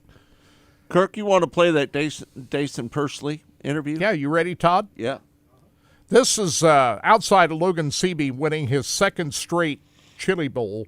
The big story of the day was Dason Pursley's run from the D main to a fourth-place finish in the A main. And he's got a great story. Survived a terrible crash a couple of years ago out in Arizona. And to come back and do what he did on Saturday night. We spoke with Dason Pursley on Monday's Mostly Motorsports show, and here's a portion of that conversation. Dason Pursley, the guy that put on the show at the Chili Bowl this year, and man, it was really close between you and Jerry Coons Jr. in that final qualifying race in that C main, wasn't it? Yeah, it was a little too close for my comfort for sure, but yeah, we were just talking about it last night with all the guys and everything. I was almost one corner away from not running P4 in the big show. So yeah, last night or 2 nights ago, I guess, everything just worked out in our favor, and we were able to pick up a lot of positions in the qualifying races and set ourselves up for a pretty good finish overall come Saturday night. Yeah, no doubt. You started 20th. You ended up running 4th. You were ripping the top. Tell us about the top, and then finally the rubber set in a little bit, didn't it? Yeah. Yeah, the track prep was a little bit different this year with just the tire, and overall they've done such a great job, earlier in the week and leading up to Saturday. They were doing such a great job on the track. So I think they just kind of underestimated the track prep a little bit, which is fine, right? It just kind of happens that way, and it's a job that I would never want to have, is working a racetrack like that, and no doubt on the stage of a Chili Bowl. So I think they've done a phenomenal job all day, and especially all week. They gave us really, really fun racetracks to race on as a driver, and passable racetracks, and that's what it takes at an event like that. And then just come Saturday, I honestly think if they prep the track how they usually do, I don't really make it up to 4th or even in the top 10 maybe that fast as I did right come Saturday night in the main event, just because of I was able to kind of catch people by surprise on the top, and then when the rubber came in, I was one of the first to find that, kind of mid-pack. So everything just kind of worked out to my favor Saturday night, and we were able to end up 4th. Both Logan and Buddy talked about before the race began, they watched the track prep very carefully, as I'm sure you did, that they saw that it was going to rubber, that they had to make something happen early in the race. Did you have that same kind of mindset? As those two guys did, what the track was eventually going to do? It's just kind of hard to tell. We definitely knew that there was going to be rubber, but it just kind of didn't know what lap it was going to lock down and finally take. It's just hard to tell, right? Like the Chili Bowl and everyone did a phenomenal job with the track prep and the new tire and everything, and everyone was just kind of just new to it. And we haven't really seen rubber all year long with this new tire that we have to run with USAC and everything. And I don't know. It's just hard to tell. I just knew if they kind of work the track like they usually do, where the first 20 or 25 are kind of locked down around the bottom, I don't think I catch a lot of those people by surprise of how fast the top came in, right, and then how fast the rubber came in as well. So Yeah, I don't feel like I had a game plan of to, find the rubber first or anything like that. I was just kind of racing the track, and then I went down there to pass somebody on the bottom, and I was like, oh, that felt like rubber. And then I got down there and settled in and could kind of find my mojo down there and just hit it a couple laps earlier than a lot of other people did in the back. What happened on your qualifying night to put you in the D main? we just weren't very, very good at all. Just struggled and made the show and started 10th and then ended up finishing 16th, and really nothing happened to us. We just, me and everyone at CB Industries, we kind of just were struggling really at the end of the night of really what just happened. We didn't think we were that far off, and I didn't feel that terrible. The results just didn't show and didn't improve through the night, and we just kind of got a little worse. And Chad Boat and everyone kind of went to work on my car and got me really, really comfortable come Saturday, and just gave me a really, really good race car that could kind of move around and kind of do whatever I wanted. So I think we hit on something for sure, and I'm excited to get back to Chili Bowl next year. I kind of wish it was next week that we could get back inside that building. No doubt about that. What changes did you make to the race car between the D, C, and D mains? Not much really. I think we put a new set of tires on for the C main, and then actually we kind of just ran the same set of tires all the way up to the feature, and then ran the same right rear in the feature as well. So with that spec tire, I feel like that's something that you can do, and it's something that it can either hurt you if you try that gamble, or it can help you. And I just think we hit on something with the groove pattern and a little bit of everything on that right rear to help benefit us. And everything just kind of worked into our favor Saturday with the cautions and with people who I was racing with and the track prep and everything. And couldn't have had a better Saturday at Chili Bowl there. The cushion was pretty gnarly this week, wasn't it? It was pretty big, wasn't it? Yeah, it was really, really big, and I think Logan kind of touched on that in one of his interviews of the cushion was just so big that's kind of why people tend to go back to the bottom, and that might be a reason why it rubbered up so fast on the bottom, is just because the top is just so hard and critical to run that if you don't really feel comfortable up there, you're just kind of going to migrate to the bottom, just because it's just a more consistent way around the racetrack. And then when more people are down there, it kind of cleans off and then eventually takes rubber. And that might have been a reason why the track took rubber a little bit sooner than people were thinking, is just because how hard the top was to run and how inconsistent it was with your race car and everything. Because no matter how perfect you get your race car up there, you're still going to have moments where you struggle up there, and it's just kind of hard to run. It just takes a lot to hit it right every lap, and I think that's why we kind of seen the bottom come into play with rubber that early in the race. Right. So when you go through 1 and 2, there's a little bit of a dip right up there by the wall, and it seems like to me when people hit that dip, their car wheelies up a little bit. Did you deal with that any?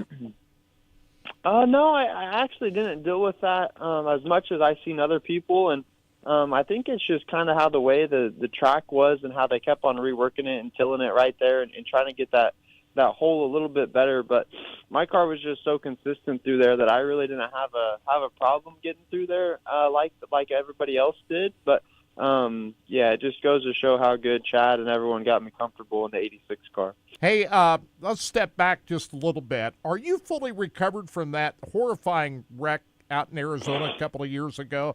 That was, for you to come back from that and do what you're doing now, that is, that was really pretty terrifying. Are you fully recovered from that?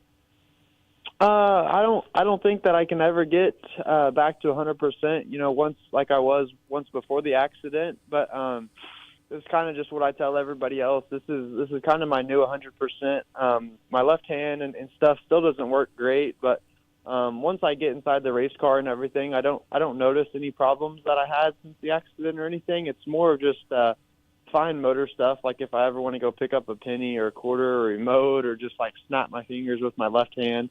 It just all doesn't work that great. So just everything I had going on, I'll definitely take just my left hand not working a little bit, and forever blessed for the opportunity that I've got to still drive a race car and still have the movement I do in my body. So yeah, like I said, I'm still not 100% like I once was, but I think this is about the best I'll get for the rest of my life. So I like to call it my new 100%. They got you in the right facilities and the right places after that happened, didn't they? I mean, to get you recovered from that, everything that they would they take you to a facility in Georgia, was it, or whatever? But that the recovery from that they got you in the right places, didn't they? Yeah, it was just the right place, right time. Everything worked out in my favor, and it was just people like to call it a miracle, and yeah, it's nothing short of that. The doctors that worked on me at Arizona in that hospital, and then got me to a rehab center, Shepherd Center in Atlanta, Georgia, and they're second to none. They're probably one of the best rehab centers for brain and spinal cord damage like that, and they got me fixed up right, and I just met a lot of cool people, a lot of interesting people, and a lot of people that played a huge impact in my everything that just kind of worked up. So it was great, and everything just seemed to work out in my favor for sure. I'll tell you what, the way that race went at Belleville last year in the Silver Crown, I'm not missing that this year. That was epic, and sure you're going to be a part of that this year at Belleville. Yeah. I'll be at Belleville, and then I think they just announced another one in Kansas as well that I think will be pretty exciting as well. But nonetheless, it's going to be really, really cool to go race at Belleville, and just all the history and stuff there is second to none. So I'm excited to be a part of that one.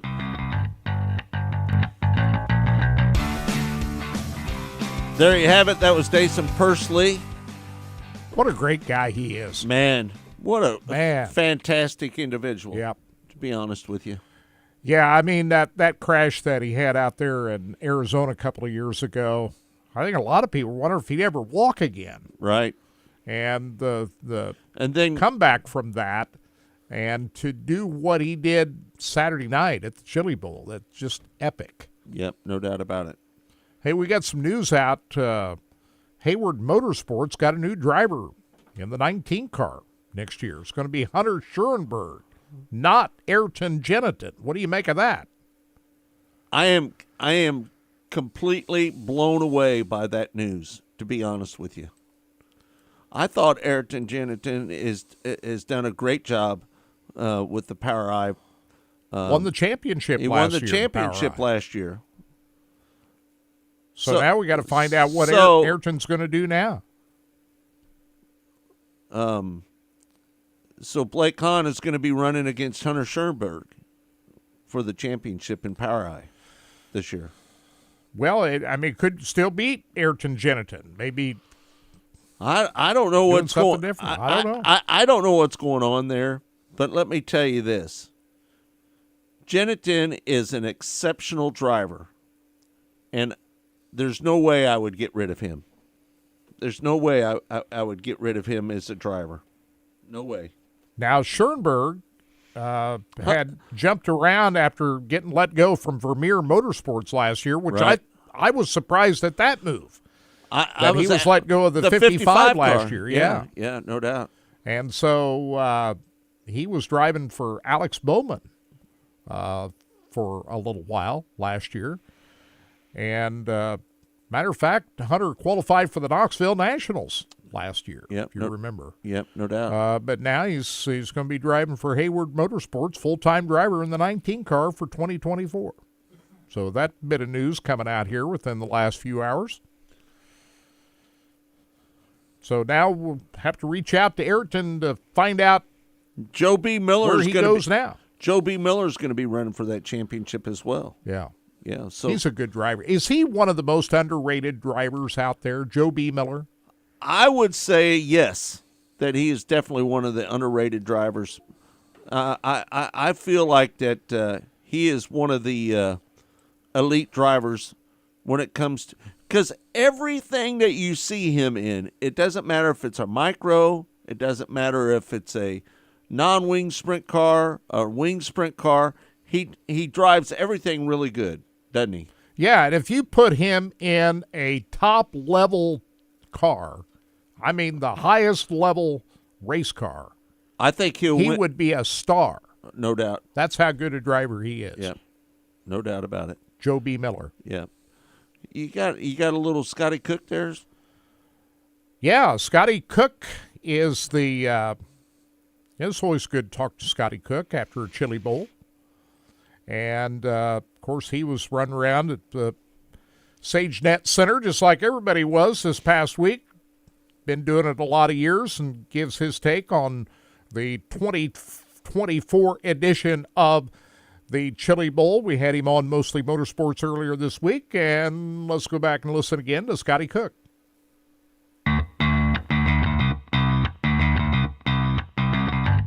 You know, we just had Dason Pursley on, and he came from 20th all the way up to 4th place. He came out of the D main. I'm not so sure that maybe he might have had the fastest car on the racetrack. What do you think, Scotty? I think that young man is a phenomenal talent, and I think that he is an amazing young human being to boot. And I was disappointed. You know, I was very, very happy for his drive and his effort. I was just disappointed when it ended, like everyone else. You know, he's so popular, and he's got so many fans, and he's loved by so many. It was just kind of it just sucked a little bit that when his run ended. And I agree. I thought that he had an amazing piece, and it just ended. Yeah, it just ended. So I'm very proud of him, and I can't say enough about how much of a great young man he is, and what a true spirit. Obviously, he's got that oomph inside of him that keeps him going forward every day to make him not only a phenomenal wheelman, but we're all fully aware of the history of what he went through to where he is today. And, it takes a lot of willpower and intestinal fortitude to fight a battle that he has fought in the last 3 or 4 years. And what a blessing to the young man that we get to watch drive a race car for all of us. I just can't say enough about, let alone him, but his folks are outstanding people as well. Right. Let me ask you this, Scotty. Do you feel like that Dason, he might have had a chance to win that race? Kirk said that he thought he had a chance to get around Corey Day, but do you think he had enough for Buddy Kofoid and Logan Seavey? Not given the way the track transitioned and rubbered down. Had he been able to get up onto the point a little bit earlier, obviously it was a phenomenal drive through the field through both DC. What'd you say, D? I think, right, where he came from. Come out of the D main, right? Yeah, I mean, to have a run like that, and then to make your way up through the field, but the way the track transitioned and rubbered, if you noticed, past the 25 lap point, there really was not a lot of moving and shaking and transitioning. So no, I don't think that he could have gotten around to get to the lead. Maybe if he'd have put a bumper on Corey Day, but I mentioned to Corey Day in the post-race interview, it was walk in the park for him. He settled in and never was contested for his third spot throughout the whole race.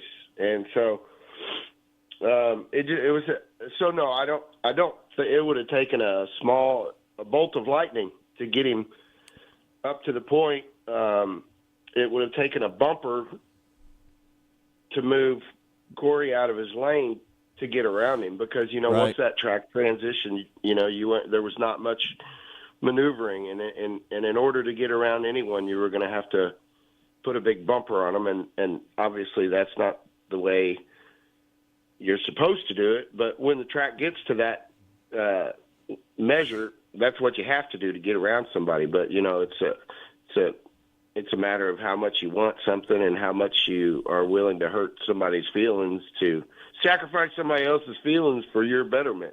Well, I think the way you asked the question, Scott, is if the track hadn't rubbered down and had been like we've seen all week, would Dazen Persley, could he have outrun Seavey or Kofoid or Day if the track had not rubbered down and was like what we saw all week long? And Scotty, Dason said also that the track rubbered down about lap 30. That gives you 25 more laps to run that race, and we hate it when we see a rubber down racetrack, don't we?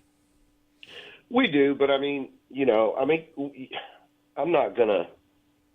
There's when you run 55 laps on that racetrack that's already had thousands of laps on it already all day. Right. It's not an easy task to hit it just right. I mean, honestly, near impossible if you're going to run 55 laps on that racetrack, given all the tracks prior, to have a very racy surface. I mean, it's almost like, and I know the fans would probably jump up and down in disapproval if they ever did it, but it's almost as though they'd really need a halfway point like Knoxville does for their deal, for the Nationals. Scotty, do you think they need to shorten the race and not make it a 55-lap race, or do you think that they should just rework the racetrack a little bit during the intermission part of it?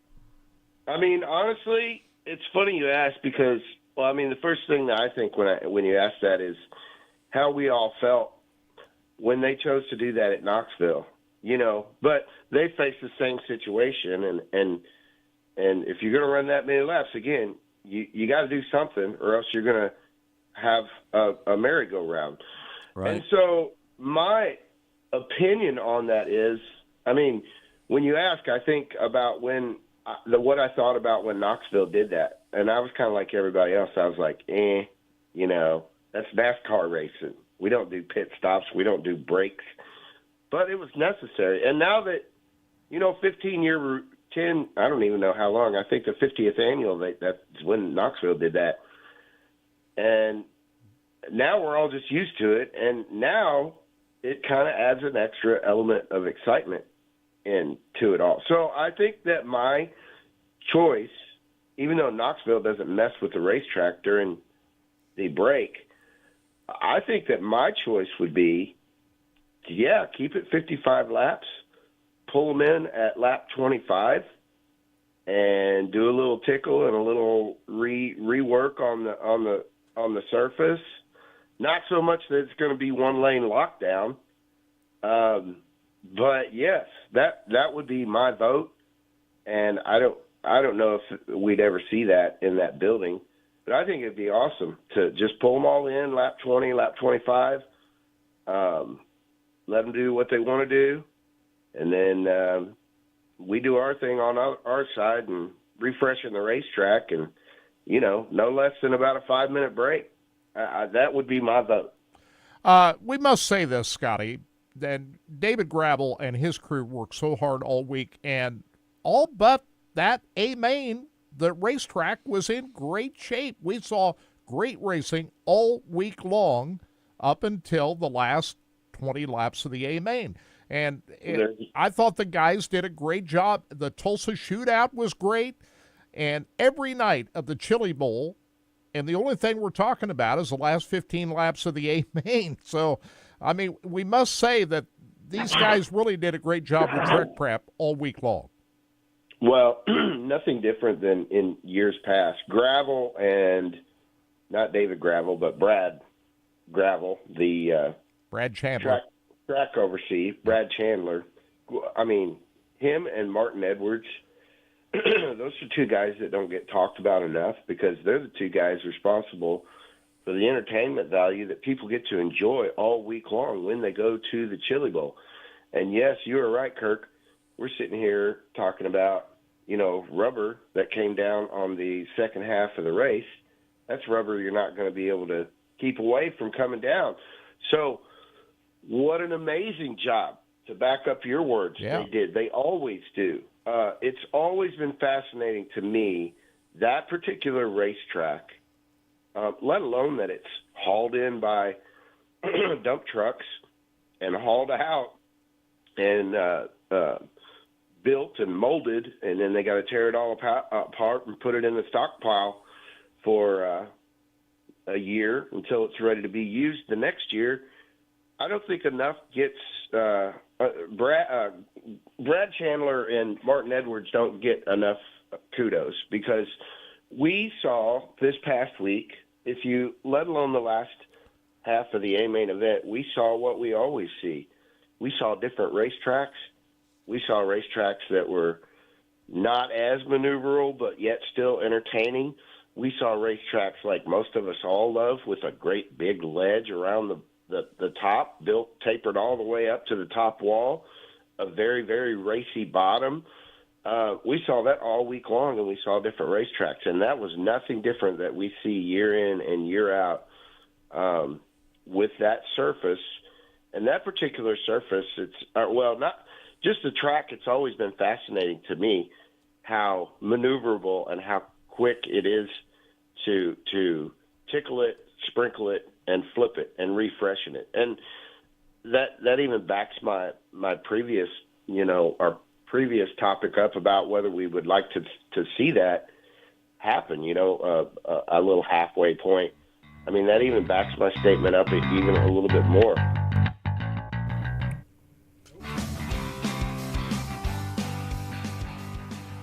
All right, there you have it. That's Scotty Cook, my traveling partner for 12 years up and down the road. So his vote would be to have a halfway break, and I would agree with that. Tickle the racetrack. I agree with that. And my vote would be to make it a 30-lap race. Right.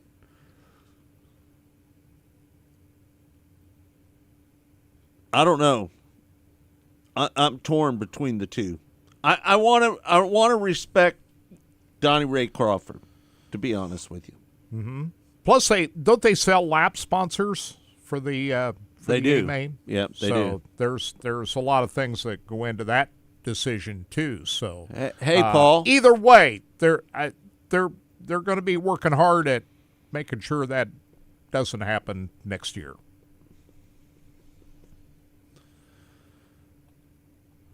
I'm good with that. You want to do the Sprint Car Hall of Fame read?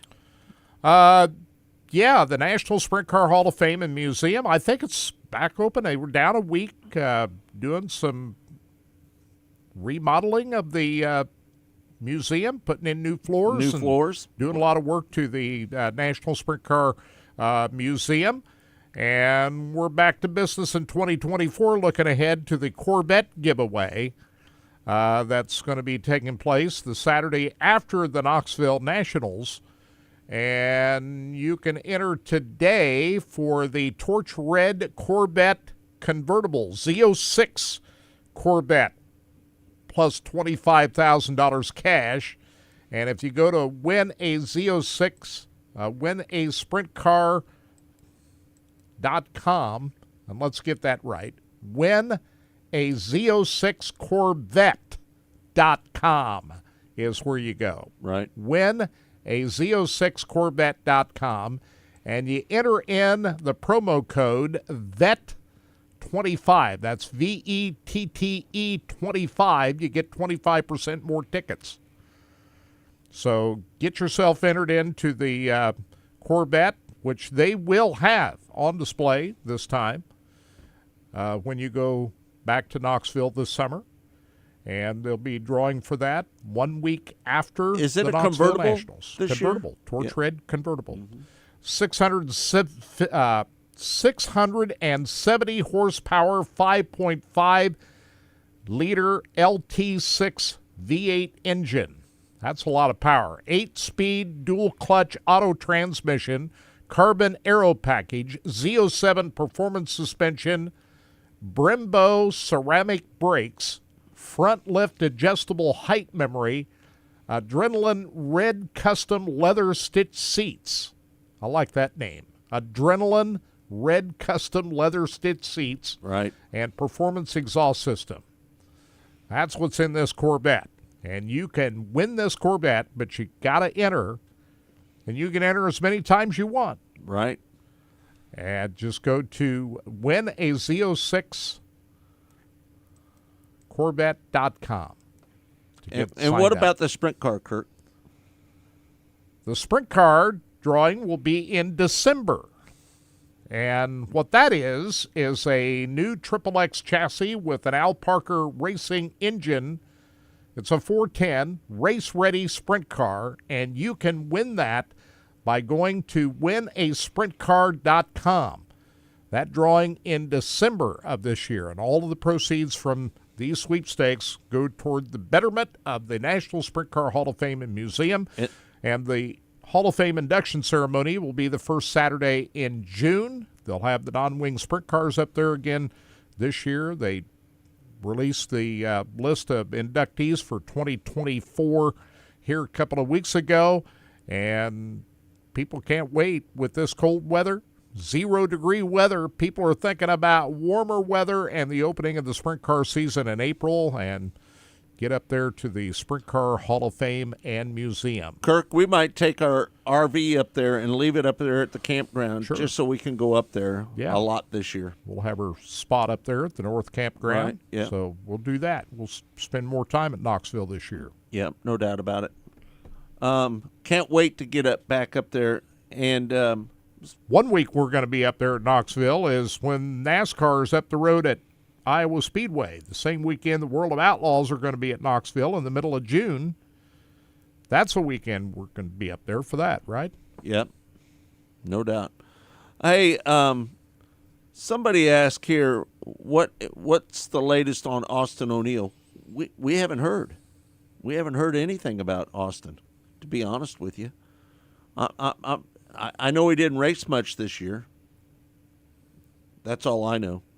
So, don't know. I have no idea. Anybody can fill us in? Let us know. Thinking about Al Burke, who we got that sad news this last week that he has passed away. We got to know Al pretty well out there at Lakeside Speedway. Yep. I hadn't spoken with Al for a little while, but great guy.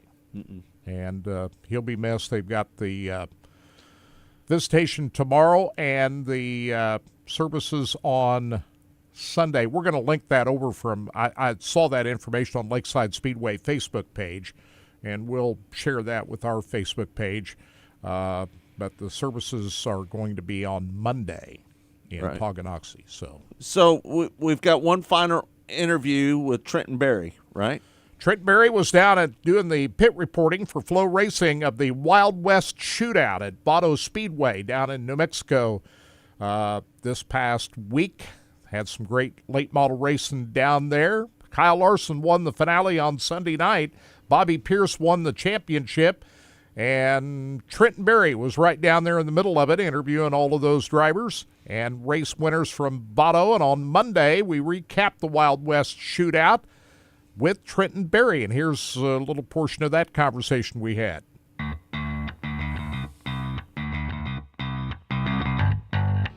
Joining us now is a good friend of the Racing Boys.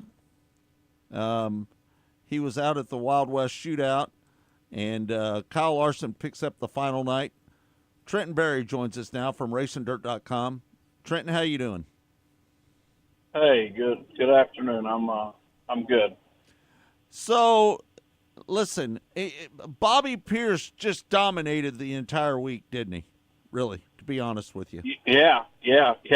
Cade got the first one, and then Bobby got the next four, and it looked, even, for the majority of that race last night, it looked like it was going to be Bobby's $100,000 bonus to lose. And lo and behold, right there, turn 3 and 4 wasn't real kind to him late in the race and knocked the tire down, and that was all she wrote. Kyle Larson restarted out front and rolled on to the win. I think he won close to 2 seconds there at the line. So it was a pretty exciting A-Main, all things considered last night.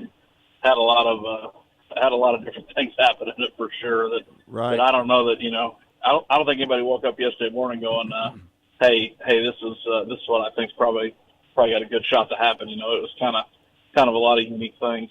How did Bobby Pierce cut his tire down? Did he hit something? Did he cut it? Tell us a He little just bit more said- about that. Yeah, so the thing was, it was torn up pretty good.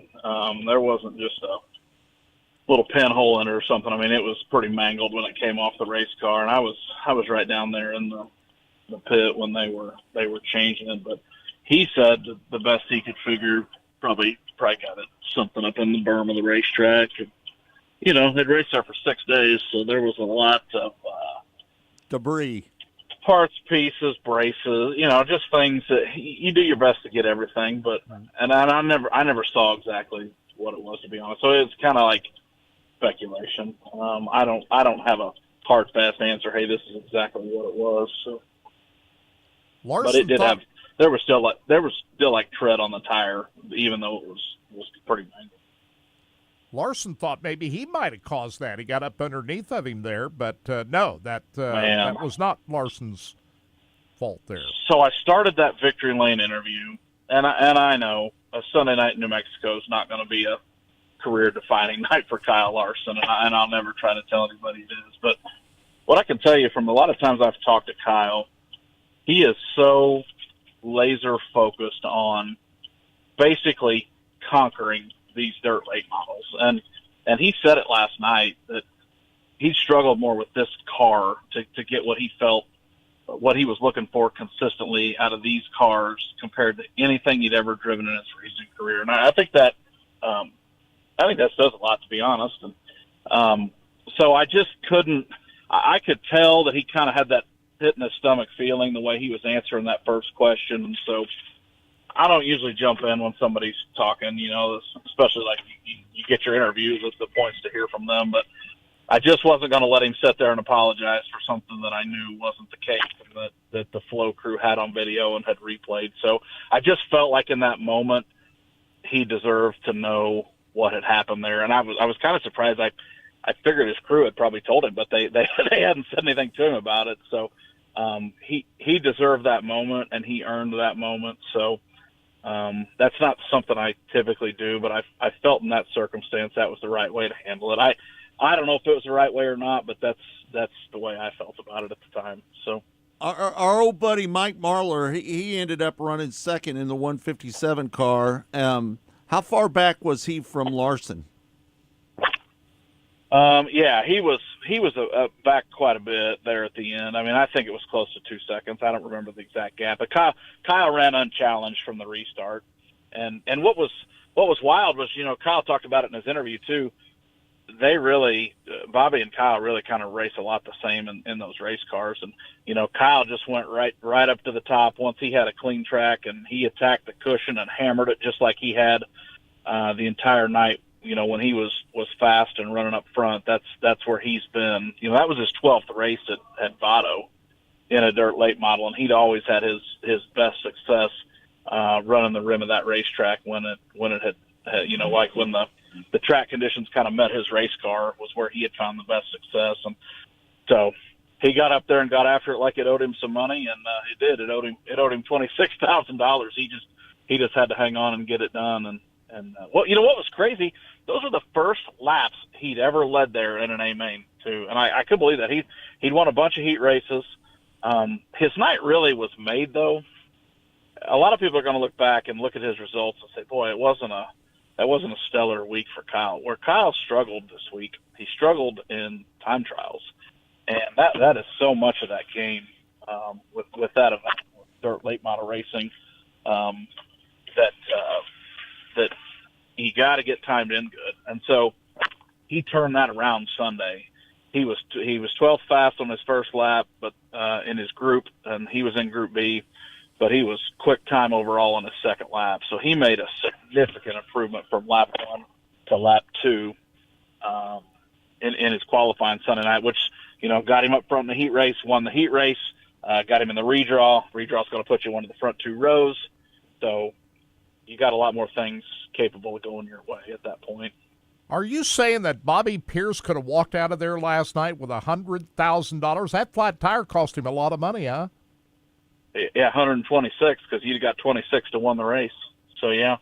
Wow. Yeah. But he still won the championship. So, Yep, he won the championship. That paid $3,000 to win that championship. He got $25,000 as the bonus. So, and the bonus wasn't gonna. It was not. And I think everybody understood this, but I don't know if everybody did. So I'll go over it in just a second. So it was $25,000 Saturday night because that was his 4th win, and it was $100,000 for 5, and it was $300,000 for 6.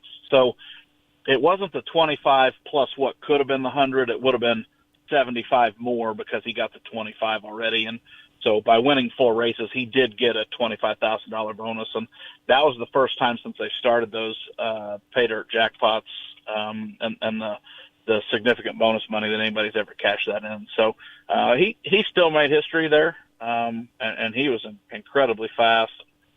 I really appreciated his honesty. I felt like he was genuine in his post-race interview in a situation that would have been really easy to kind of have your dauber down because you're right, Kirk, that flat tire cost them a ton of money. He was a pro, and I was really impressed with how he handled that whole situation because that's not the easiest situation to deal with immediately after climbing out of your race car.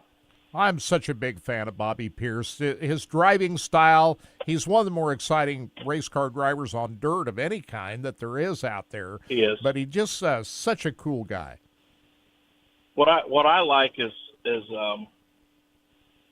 whether that red light on the camera's on or not, he's the same customer. Whether you walk up to him in his pit, not granted, if he's up under his race car or something, I'm not going to go bother him. But, if he's just hanging around his pit, talking whatever, he's the same as if he's in victory lane or any time you're entering the pit window. I like him because Bobby's just who he is, and he's just real, and that's something I really appreciate with him. And I think too, a lot of guys will just give you, especially this day and age now where we stream everything on dirt.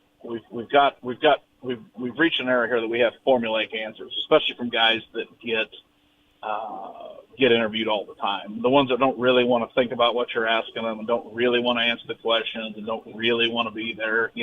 Right. You're gonna get the hey, the car's good. We got to get it dialed in. I got to thank my crew. There's going to be a lot of competition. I mean, those are like 4 gimmies that you're going to get on any broadcast any night. I don't feel like I get a lot of that from Bobby. I feel like he genuinely thinks and tries to answer the questions that are asked to him. And from my standpoint, I appreciate that too. I thought maybe the most entertaining race of the week was in the modified ranks when Terry Phillips came from back there and won that race on Friday night. What do you think? Yeah, I'm with you. I think it was a great one, and it was neat to see him break through and get that one. He kind of had a mixed bag. So the modifieds and the X mods raced on passing points, and man, Terry just got buried back in some of those heat races. And the modifieds aren't a lot unlike the late models. It's a lot tougher sledding if you have to go from back in the field. And at night he started a little closer to the front, and I believe he won his heat race that night too. I'm pretty sure he won his heat race that night. It just makes your whole night easier when you can start up front in those heat races. But man, he got up there and he put that race car wherever he had to do it and made it happen. So that was cool. Cade Dillard was ultimately, I think, the story of the modifieds that week. He was untouchable. Got in a crash in his heat race on would have been Friday night. Got in a crash in his heat race and tore his car up pretty good. Had to work on it. Did not win Friday night's race. Did not win Saturday night's race, but then came back on the Sunday. So they got the car progressively better following that accident. So Cade had a great week, and he finished 3rd on the podium in the late models. Won 4 modified races out of 6, and won the opening night late model race as well. So hard to imagine a guy all in all having a lot more, much more success. Obviously, everybody's going to remember Bobby's, but what Cade did this week was pretty special too. I feel like. There you have it, Trenton Berry from RacingDirt.com.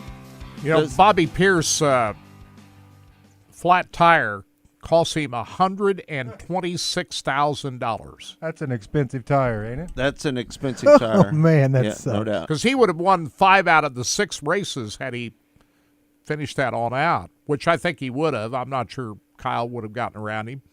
He tried a couple of times, but once he got up underneath of him there, Kyle thought he was the guy that caused the flat tire, but no, he was not. And then last night, you're thinking Bobby Pierce at Volusia is on his way to victory after grabbing the lead. He started outside the front row, had the lead from Ethan Dotson, and you're thinking, okay, this is Bobby Pierce's night. No, but here comes Ricky Thornton Jr. He grabs the lead, but then comes Brandon Shepard, who starts 16th. He ends up second, but the fast car of the night last night at Volusia was Devin Moran in the 99 car. Yep, no doubt about it. Man, what do you think the Chiefs games, what's the score going to be, Kirk? Are you picking Denver? I hate to say this, but I'm going to predict Buffalo's going to win the ball game. I hate doing that because I'm a Chiefs fan. Yeah, if I sit here and pick Buffalo's going to win, then Kirk, I'm wrong on a lot of these predictions. Hey, listen, maybe the Chiefs get it done this time. Kirk, that's bullshit. Look, for you to root against, I'm not rooting against for them. you to root against the Chiefs. No, I'm still you're a Kansas City guy. I'm still rooting for the Chiefs. The reason I'm picking the Buffalo Bills to win is, a lot of times I'm wrong on this kind of stuff. So it's not going to be easy in Buffalo. It's going to be cold. It's only going to be 24 degrees. It's not going to be near as cold as it was last week. No, I agree, but it's not going to be the active. It's I can't believe Kirk Elliott is picking against the Chiefs. He's not picking against them. He is. No, he's just saying he thinks this is who's going to win. But his heart, I know who he wants. I'm still to win. rooting for the Chiefs to win. Yeah, we want to have another. Whatever. So here's my prediction. You're not rooting for the Chiefs. You're rooting for Buffalo. My hope is, I hope I'm wrong. I'm not putting any money down on this. I'm just picking Buffalo because I'm hoping to be wrong. You asked him who you thought was I'm going to not win. very good at and predicting, he thought okay? Buffalo was going to win. Look, it's a pretty. You talk to anybody on ESPN or on our local channel at WHB this week, and they all said the same thing. This is a toss-up game, guys. Whoever gets the ball last or whoever doesn't turn the ball over, that's who's going to win, right? Josh Allen has turned the ball over a lot this year. Listen, our defense. But we have too. Our defense is going to rattle Josh Allen. I hope so. They're going to do it for sure. I hope so. Yeah. And like you said, guys, it's if we win this, and for some reason the Texans can beat the Ravens, do we get another home game? Is that right? Because the Texans are a lower seed. Yeah, if Texans have to beat. If we beat Buffalo and then Texas beats Ravens, Baltimore today. Yeah. Then we play a home game. Wouldn't that be something? That would be great. After all of this, they have a chance to still play the AFC Championship game At home. Wouldn't that be something? I'd like to see it. I don't expect I'd love that. to I see don't that. expect the Texans to win. Well, to Baltimore you never and know win. because I guess you never know. Baltimore, that guy, he has never won a playoff. He's never done well in the playoffs. Right. So C.J. Stroud, he's this kid doesn't know. Doing great. Yeah, he doesn't know what he doesn't know. Right? He's a rookie. He doesn't know he's not supposed.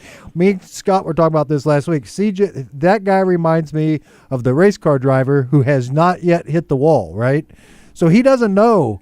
He hadn't got pounded yet. He does, yeah. So this guy, he don't know what he doesn't know. So he just thinks this is how it's supposed to be. And man, until you've been crushed or defeated like this in a game like this, you just don't know. So it could happen. They could actually pull the victory off with Baltimore. I mean, and outplay Lamar Jackson. Well, he's never had a very good postseason career. I'm going to hold it against Kirk Elliott if Buffalo wins. No, you can't do that. I am. I'm going to hold Kirk's it against rooting. him. I'm not very good at predicting, so that's why I picked Buffalo to win. Well, if anybody's out and about, that's bullshit. Scott's upset now. Hey guys, if you're out and about this weekend, be careful. Let's get through this next couple of weeks. It's supposed to be in the 40s next week here in Kansas City. Thank God for that. Anywhere you're checking in at, check in with us on Monday for Mostly Motorsports and let us know what the temperature is in your neighborhood because hopefully by Isn't it Monday supposed to warm up by Monday? we're a little bit warmer on Monday. Yes, sir. That's all I just want 30s Hey, again. it's supposed to be in the 40s next week. We got all 40s next All week. the snow is going to melt. Yep. Well, let's cross our. Might have some ice that isn't going to go away anytime Right. soon, but I'm ready for this. So if you wake up early on Sunday morning, I would say get up about 5:30 Central Time or 5 o'clock. Get up about 5 o'clock tomorrow morning. Flip on that race. You can watch the Grand Annual Sprint Car Classic from the Premier Speedway out in Australia. I think you'll see some live racing if you wake up about 5 o'clock in the morning. Yeah. It'll be Sunday night there, and They're in the future. that'll be some great racing. And also tonight, Volusia Speedway, after the racing we saw last night at Volusia, that's going to be a good show tonight. Got a lot of great cars down there. And if we see a lot of what we saw last night at Volusia, we're going to see a great show down there tonight as well. So that's the racing that's going on this weekend. Yep, no doubt about it. Okay, thanks everybody for tuning in. Man, we had a really good show today. We had sound from Logan Seavey, Buddy Kofoid, Dason Pursley, Scotty Cook, and Trenton Berry as well. And we can't thank those guys enough for doing those interviews with us. And I can't thank Todd Surprise enough for what he does for us here at RBN, the Racing Boys Broadcasting Network. For my partner, Kirk Elliott, I'm Scott Traylor. We'll see you on Monday, 12 noon Central Time. It's Mostly Motorsports. We'll see you then.